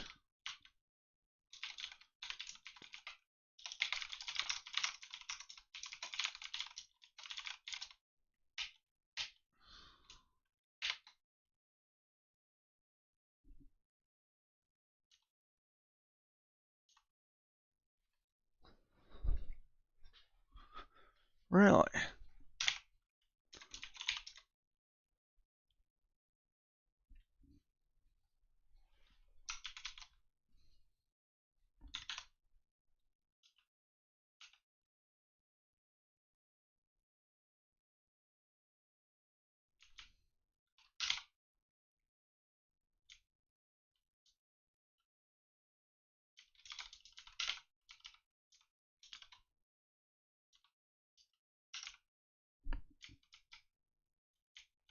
Why is this one... There's only one shader bank for the render queue, whereas a drawing context can be asked for any number of shader banks.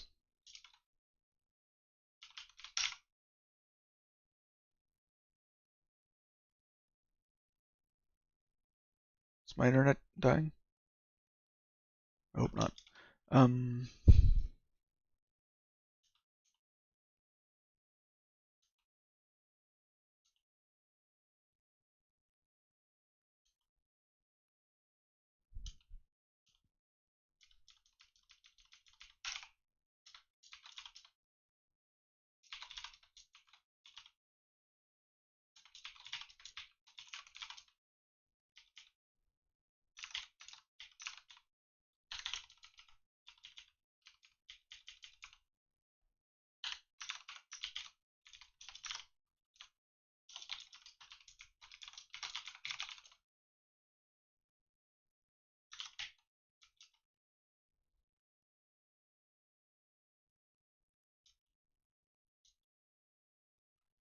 The whole point of having this shader bank thing was so that we didn't have to do a global.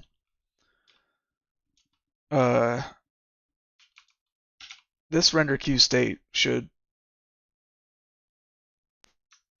not really be much different from the render queue state running and calling draw, but passing in a GUI that it knows what. Blah, blah, blah.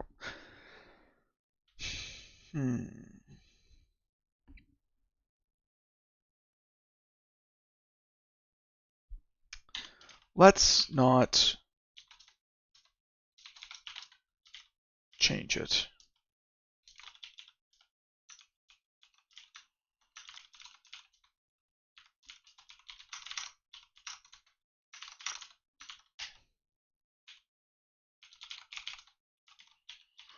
Shader bank is CTX, not CTX get shaders, but this.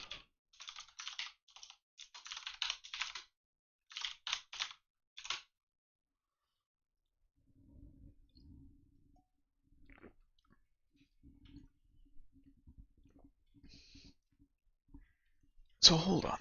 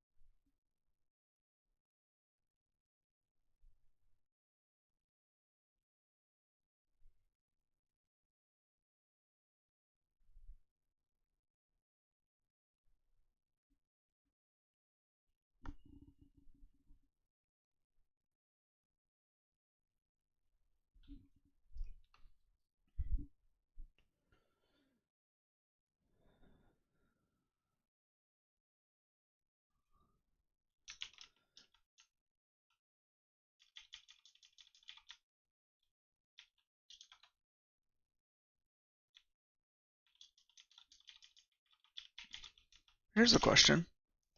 When we get dictionary by properties,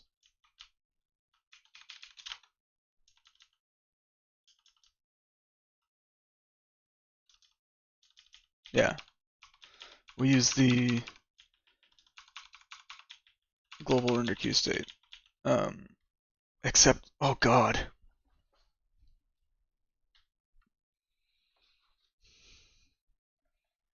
This is so fugly.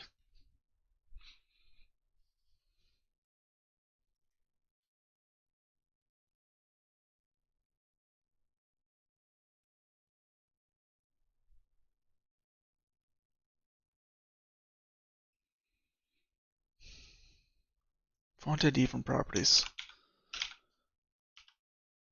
Mods underscore mod.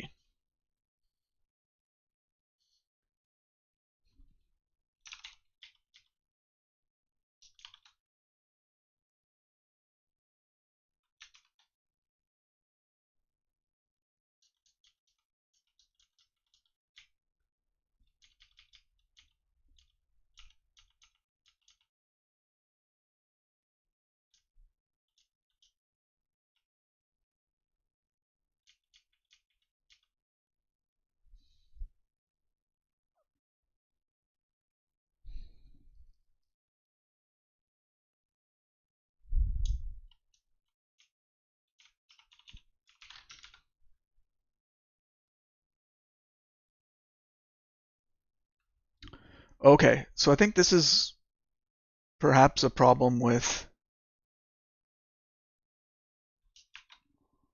how this thing is done.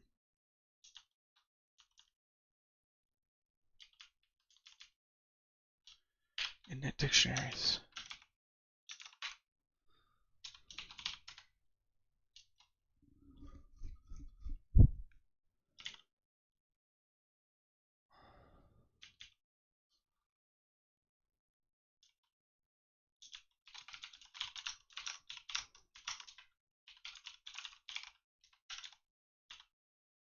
Yeah, I can't do this.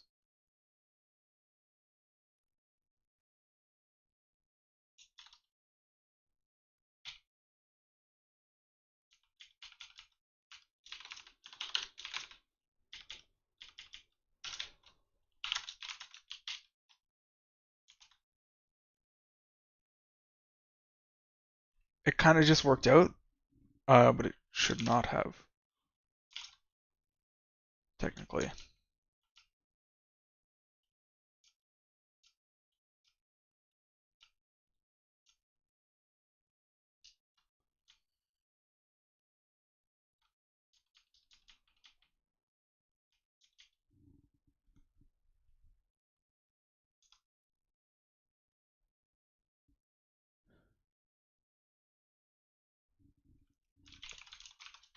Like,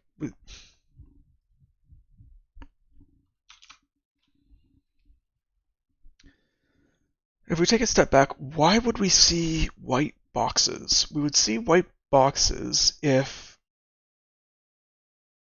we've disabled texture 2D and we haven't gone through the process of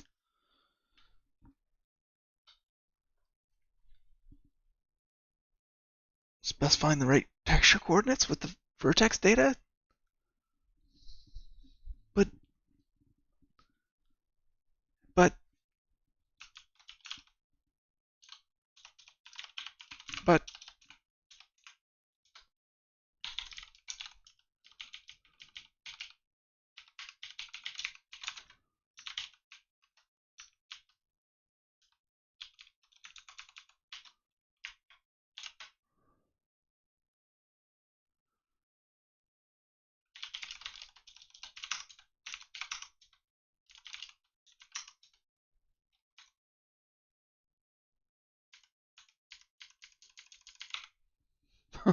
okay, so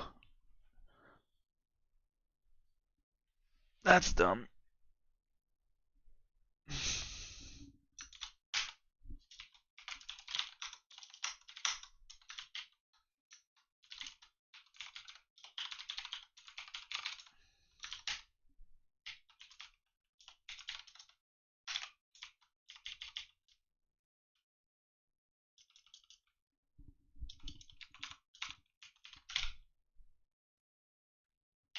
This needs to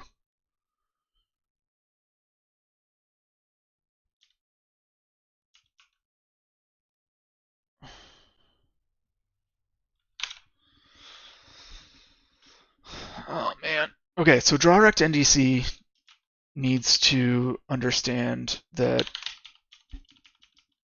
it needs to call disable texture 2D and then restore texture 2D.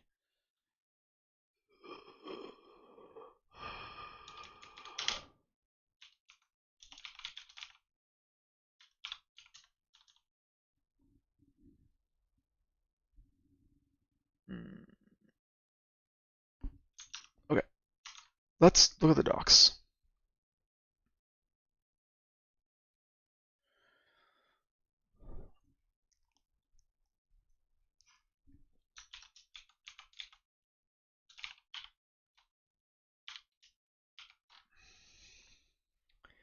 If enabled and no fragment,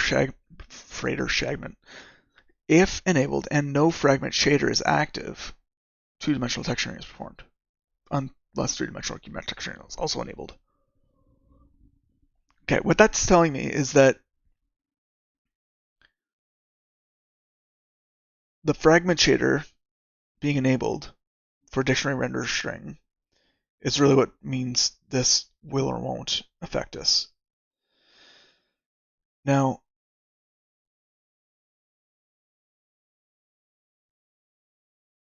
is it, are we seeing problems with real haunts because the shader is not being activated or something? You would think we would complain about that somewhere. I don't know.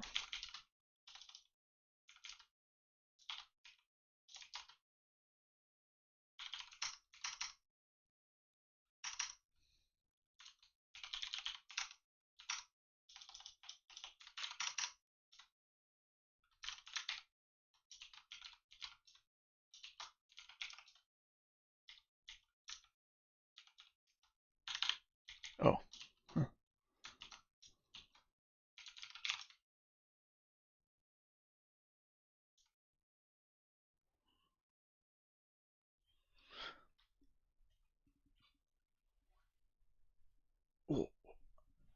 Wow. Okay.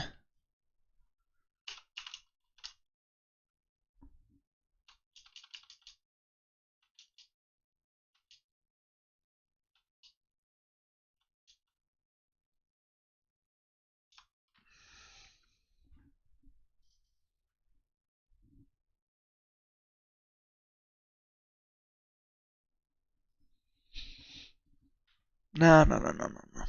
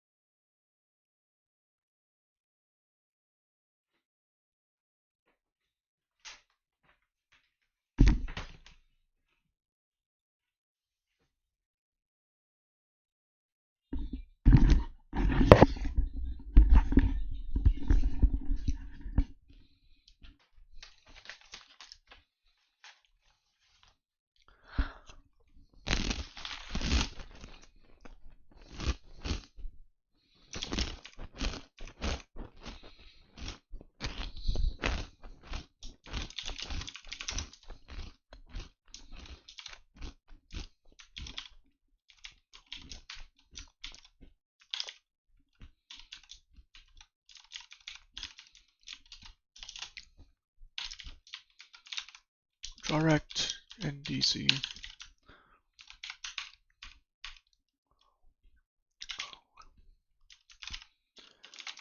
under test direct NDC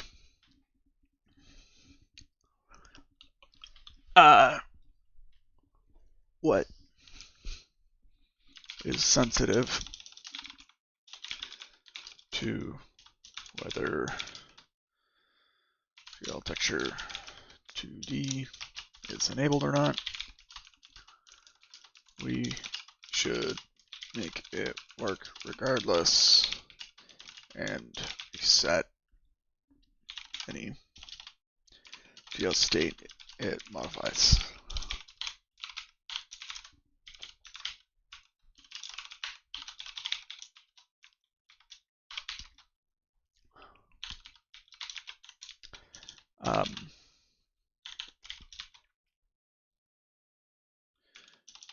Need to disable, then re-enable as needed GL texture 2D.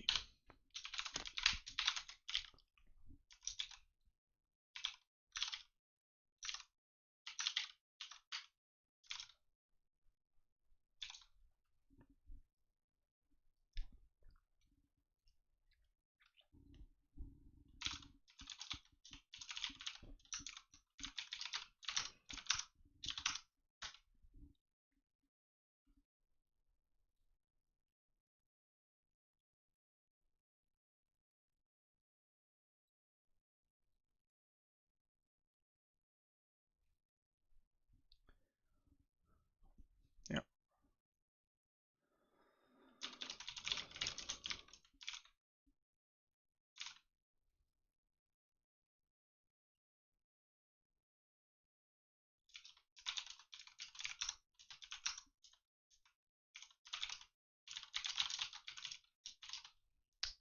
Make note of a bug in direct NDC.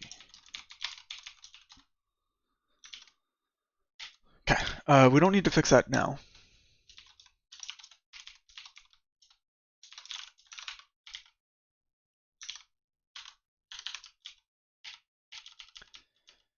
But like we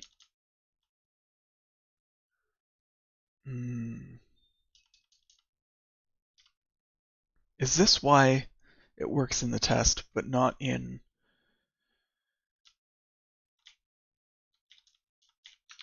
real life? Because in the test we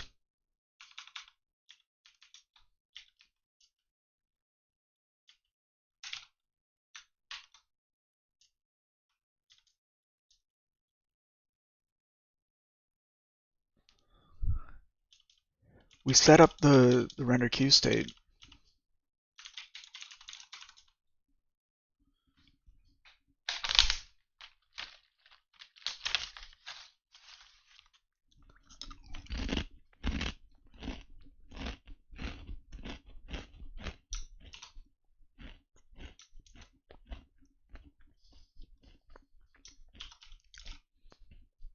We should really work on the console too.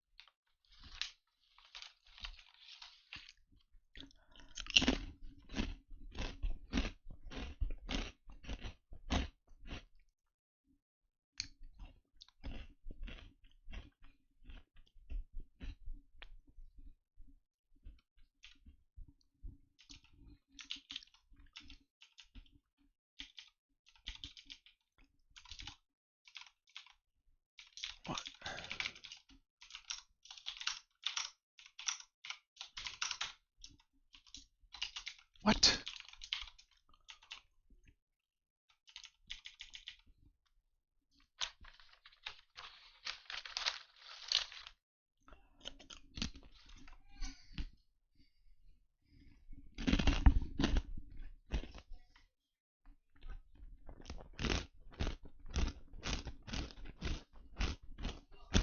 Sorry, I'll be right back.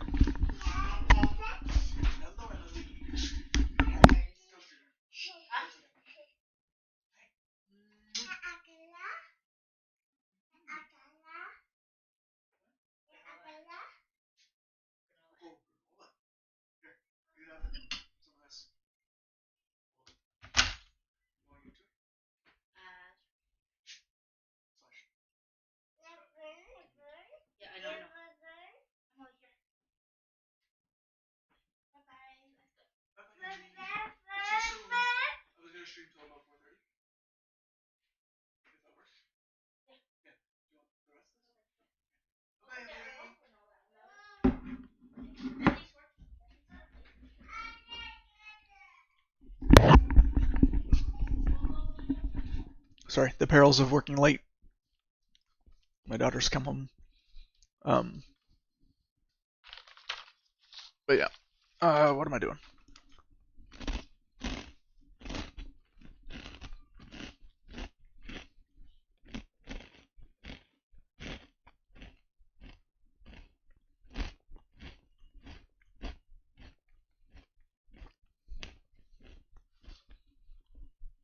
I don't know how to figure this out.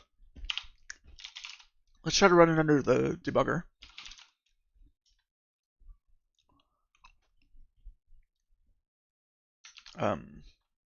Make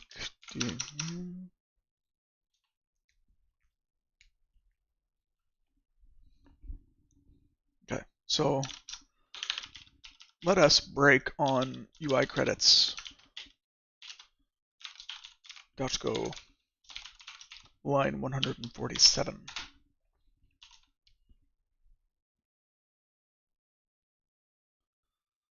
Okay, so yeah.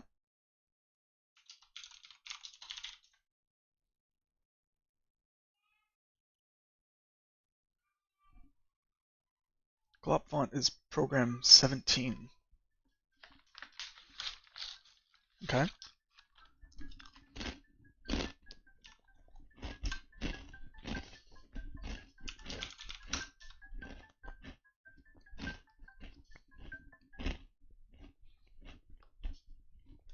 So I'm just going to set a timer so I don't forget to finish.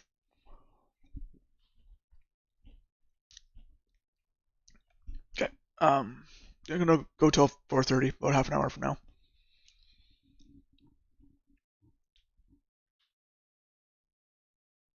Okay, so let's step into it, I guess. Like, oh,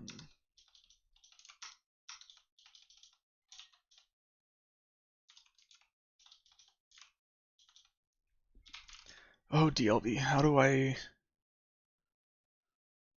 finish the current function? Step out.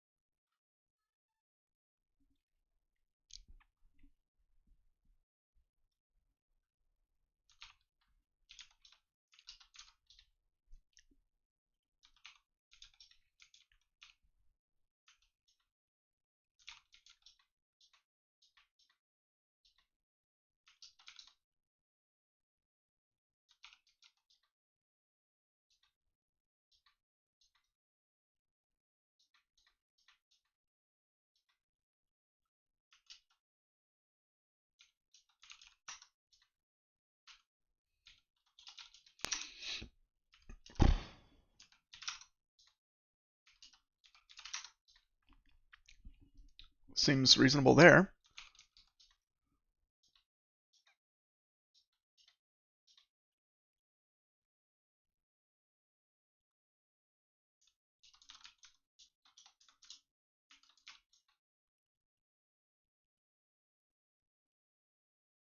Mhm.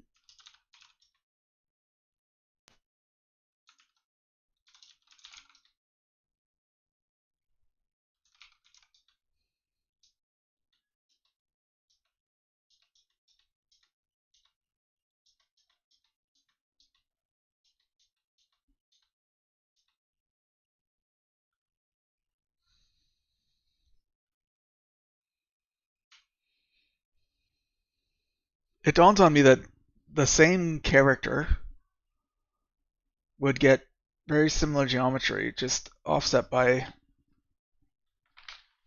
a thing.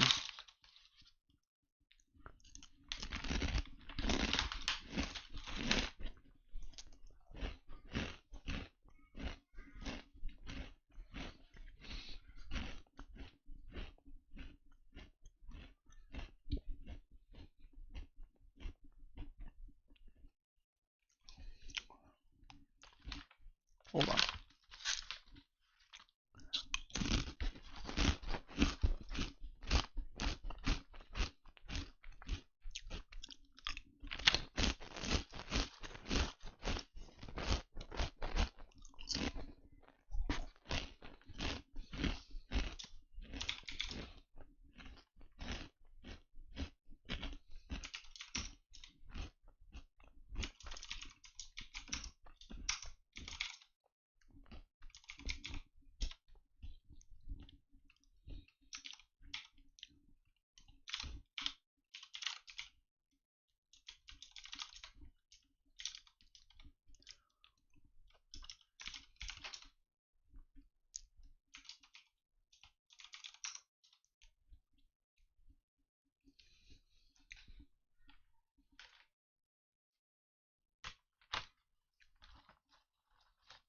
Hmm?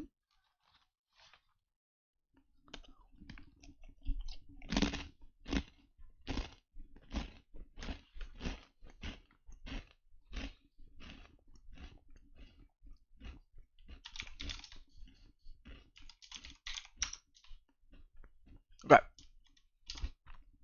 I hadn't done the assignment yet. So there's some things in there. That's good.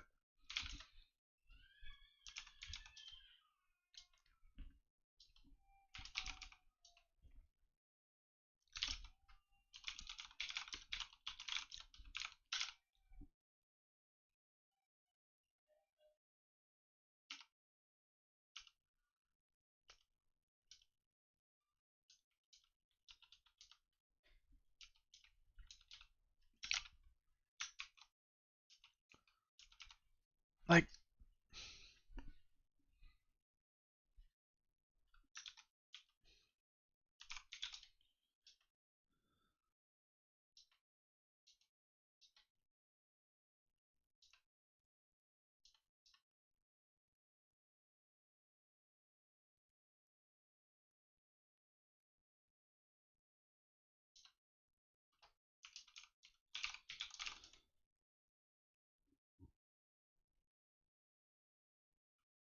oh,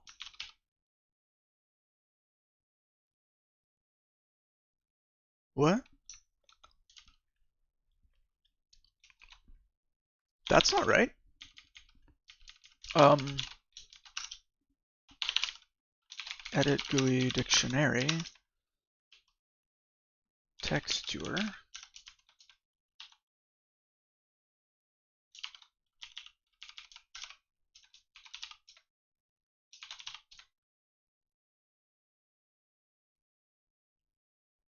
We didn't upload glyph. Sure. What?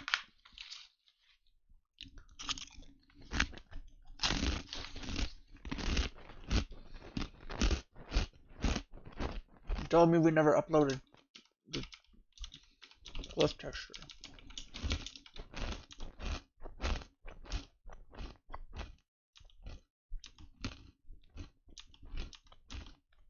What?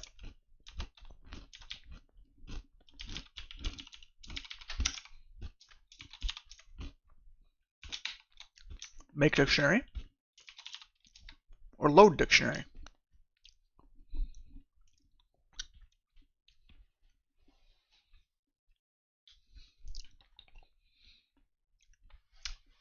Does this have a logger?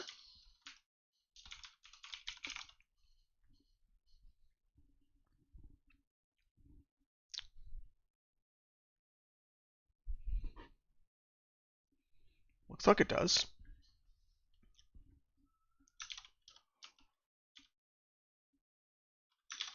Is it a race?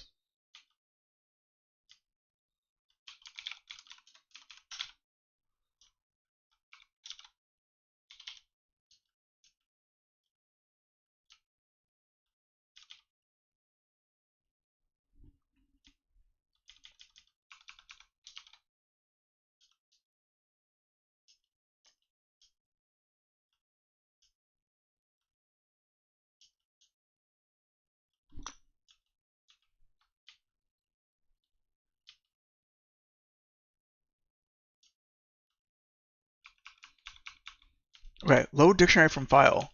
Should have used an immediate queue.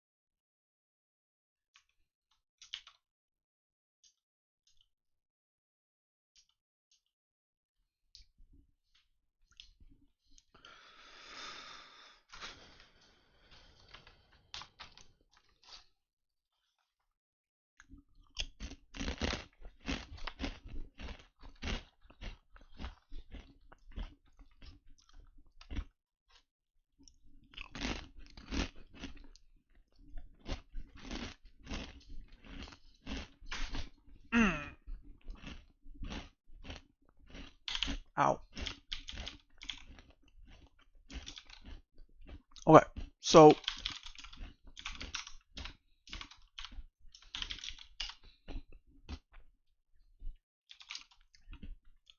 the dictionary's texture field was nil. Implies that upload glyph texture didn't get called or didn't complete.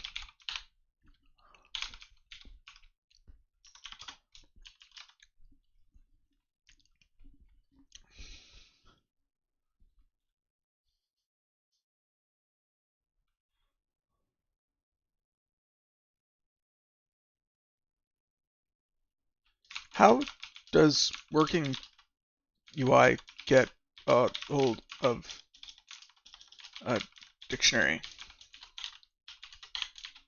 Is it the same way the credits UI does it? I would imagine not, but we can find out. UI versus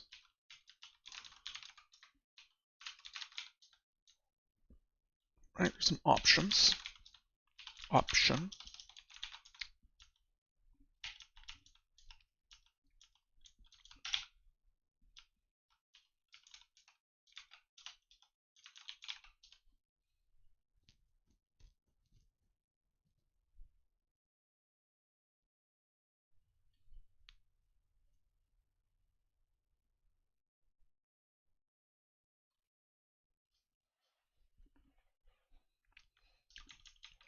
Huh.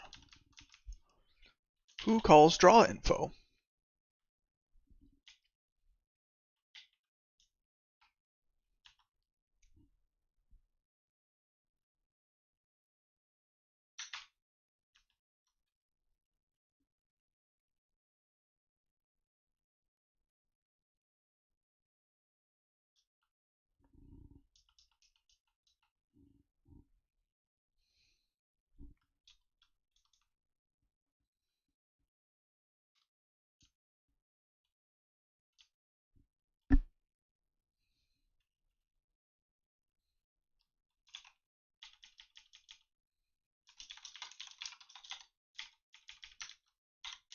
SP UI credits.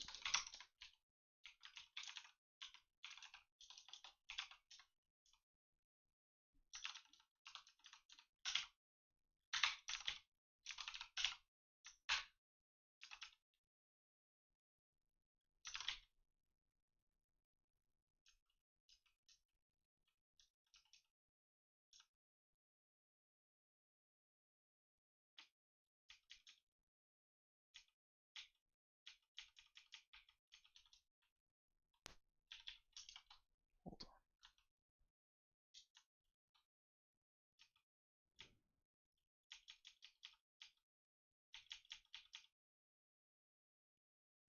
Dude.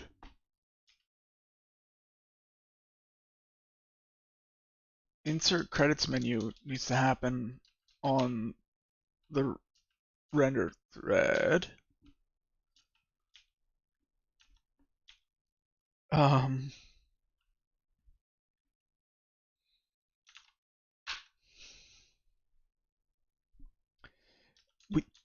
okay, so insert credits menu.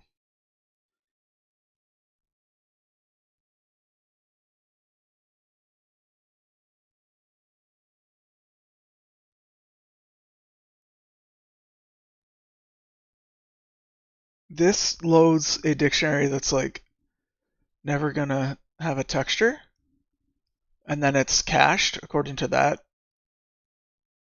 size.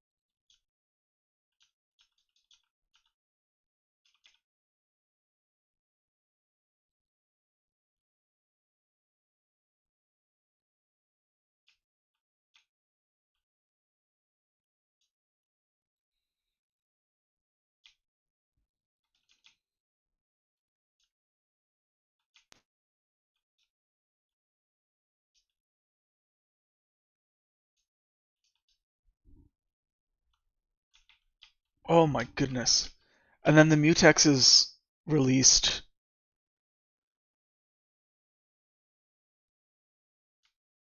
No, the mutex should still be locked while we're in here. Just because we're unwinding a panic doesn't mean we go up the stack and unwind.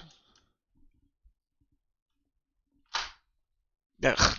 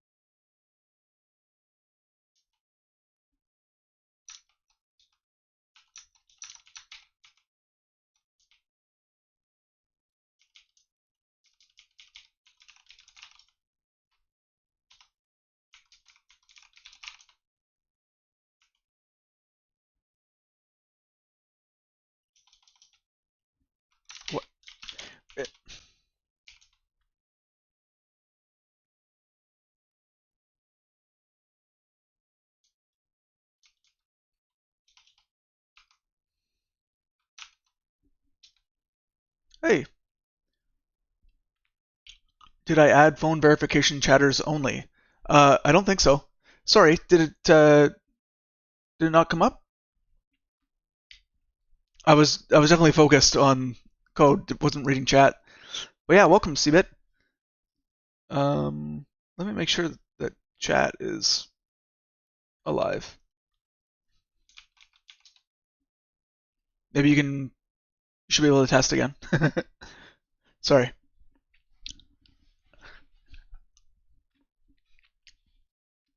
But did I add phone verification chatters only? I don't think so.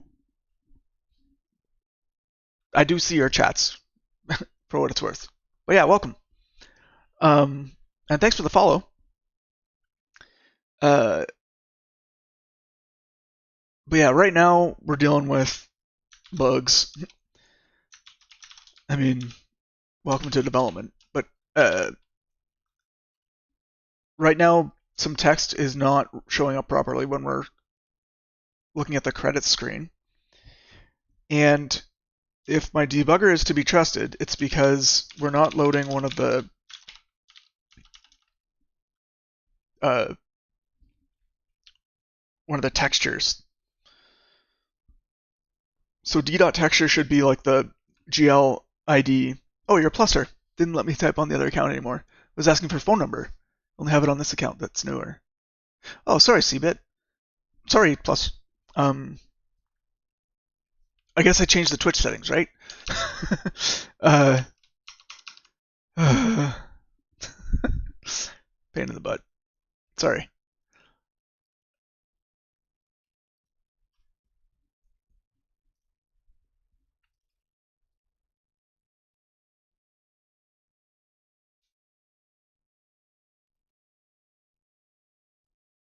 It says phone number verification is off. All chatters must have a verified email. Um, verification exemptions is for subscribers, VIPs, and moderators. Uh,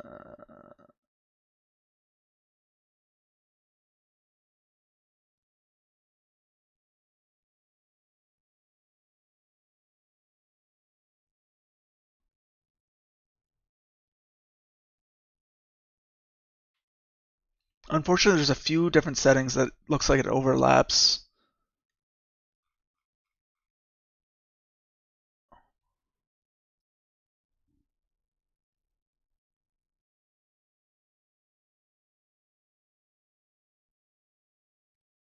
No, no, no. I can't seem to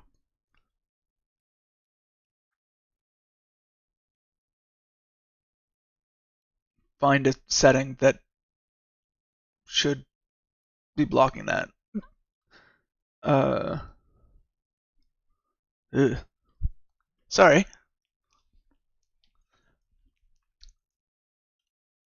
Super smart dude. Sup.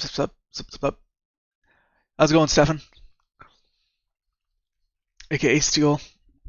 Um, it's going. We're almost done for the day. I've got to log off in about 8 minutes, but the long and the short of it is we can mostly draw text, except in this weird case where it looks like the dictionary is not getting properly uh, initialized.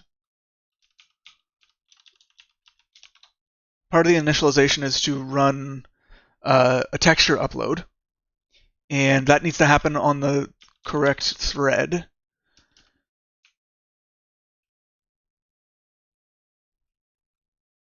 You just finished watching Dexter. Super bad ending, 0 to 10. Ruined your day. Aw, I'm sorry to hear that. I never really got into Dexter. Um, it seemed interesting, at least for a concept. And I've heard good things, but never took the plunge. They can just retcon it and, you know, release a new series if they want.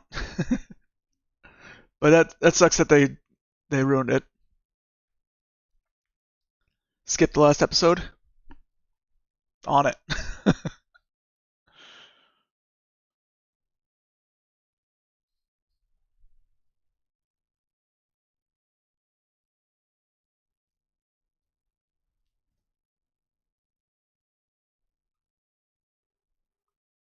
Sorry, my phone's blowing up.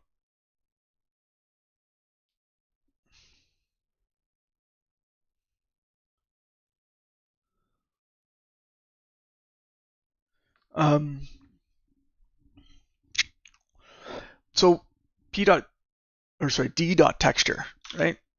That should be this, and that gets set here. And so whenever you call upload glyph texture, you give it a render queue to submit the job to.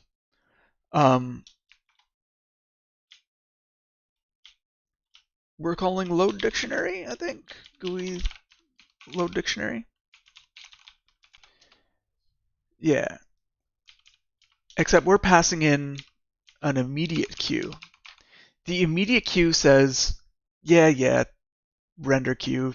No, just call the thing right now.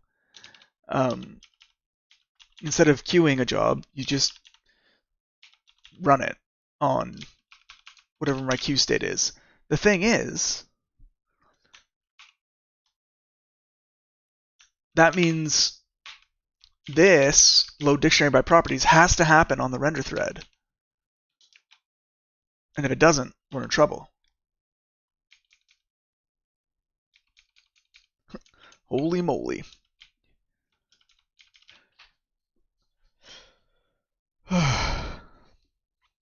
Deep breaths. My toddler is. I'm learning that I was not taught certain behavioral management techniques that would have been very helpful for me, and my toddler is learning them. And they say you're like legit sweating that you're that mad. Yeah. Yeah, deep breaths. Apparently, it's like it actually hacks your brain to kind of interrupt that circuitry. So if it's just like, imagine like a 3-second in, hold, 4 or 5 second out. Do that 5 or 6 times, you might feel better. Tomorrow you'll think of the ending when you do deadlifts. Yeah, use it. Feel your anger. Go Sith on it. But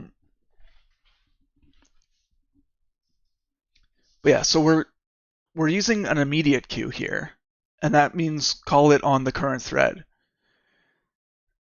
If that doesn't happen on the render queue thread, we are in trouble.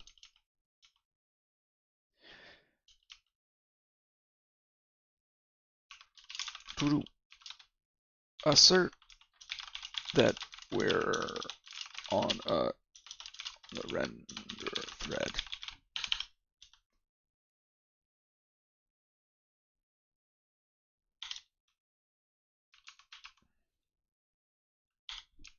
I mean, that's what it boils down to, basically.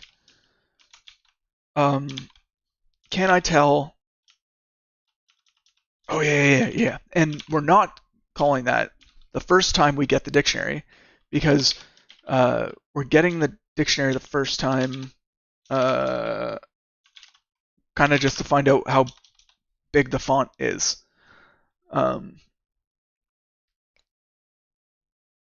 give it a try, it works. Beer. Cold one as well. Yeah. That's good. I got 2 minutes. UI. No. Edit. Game. UI. Credits.go. Get dictionary. We're just calling get dictionary to get the max height.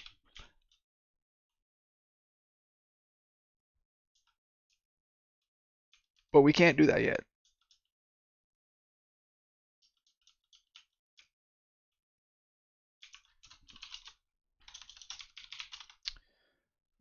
We must not do this here. Base.get dictionary must only be called on the render thread. If we don't, we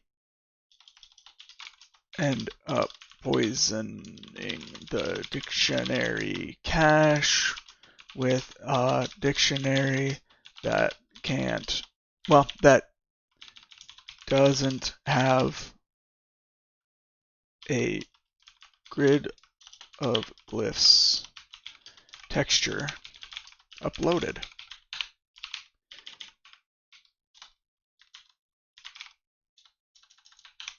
Yes. That is what is wrong.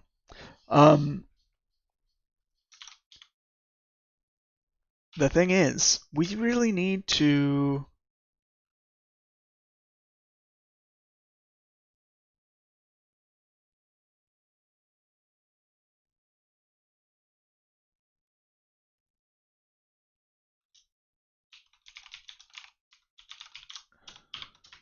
if d.texture is 0 here, we can't do what we thought we could do. If d.texture is 0, panic, sadness. Let's not do it here though. Let's do it at the start of things.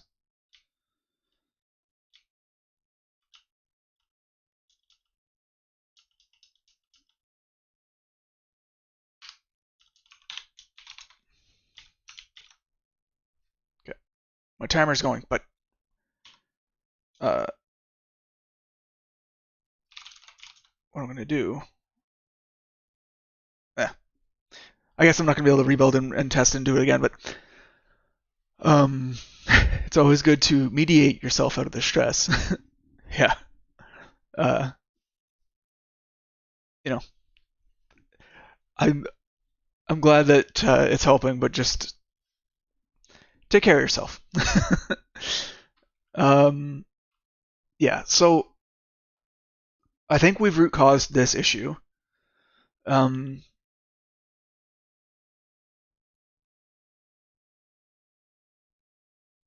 we'll have to follow up on it later. So today we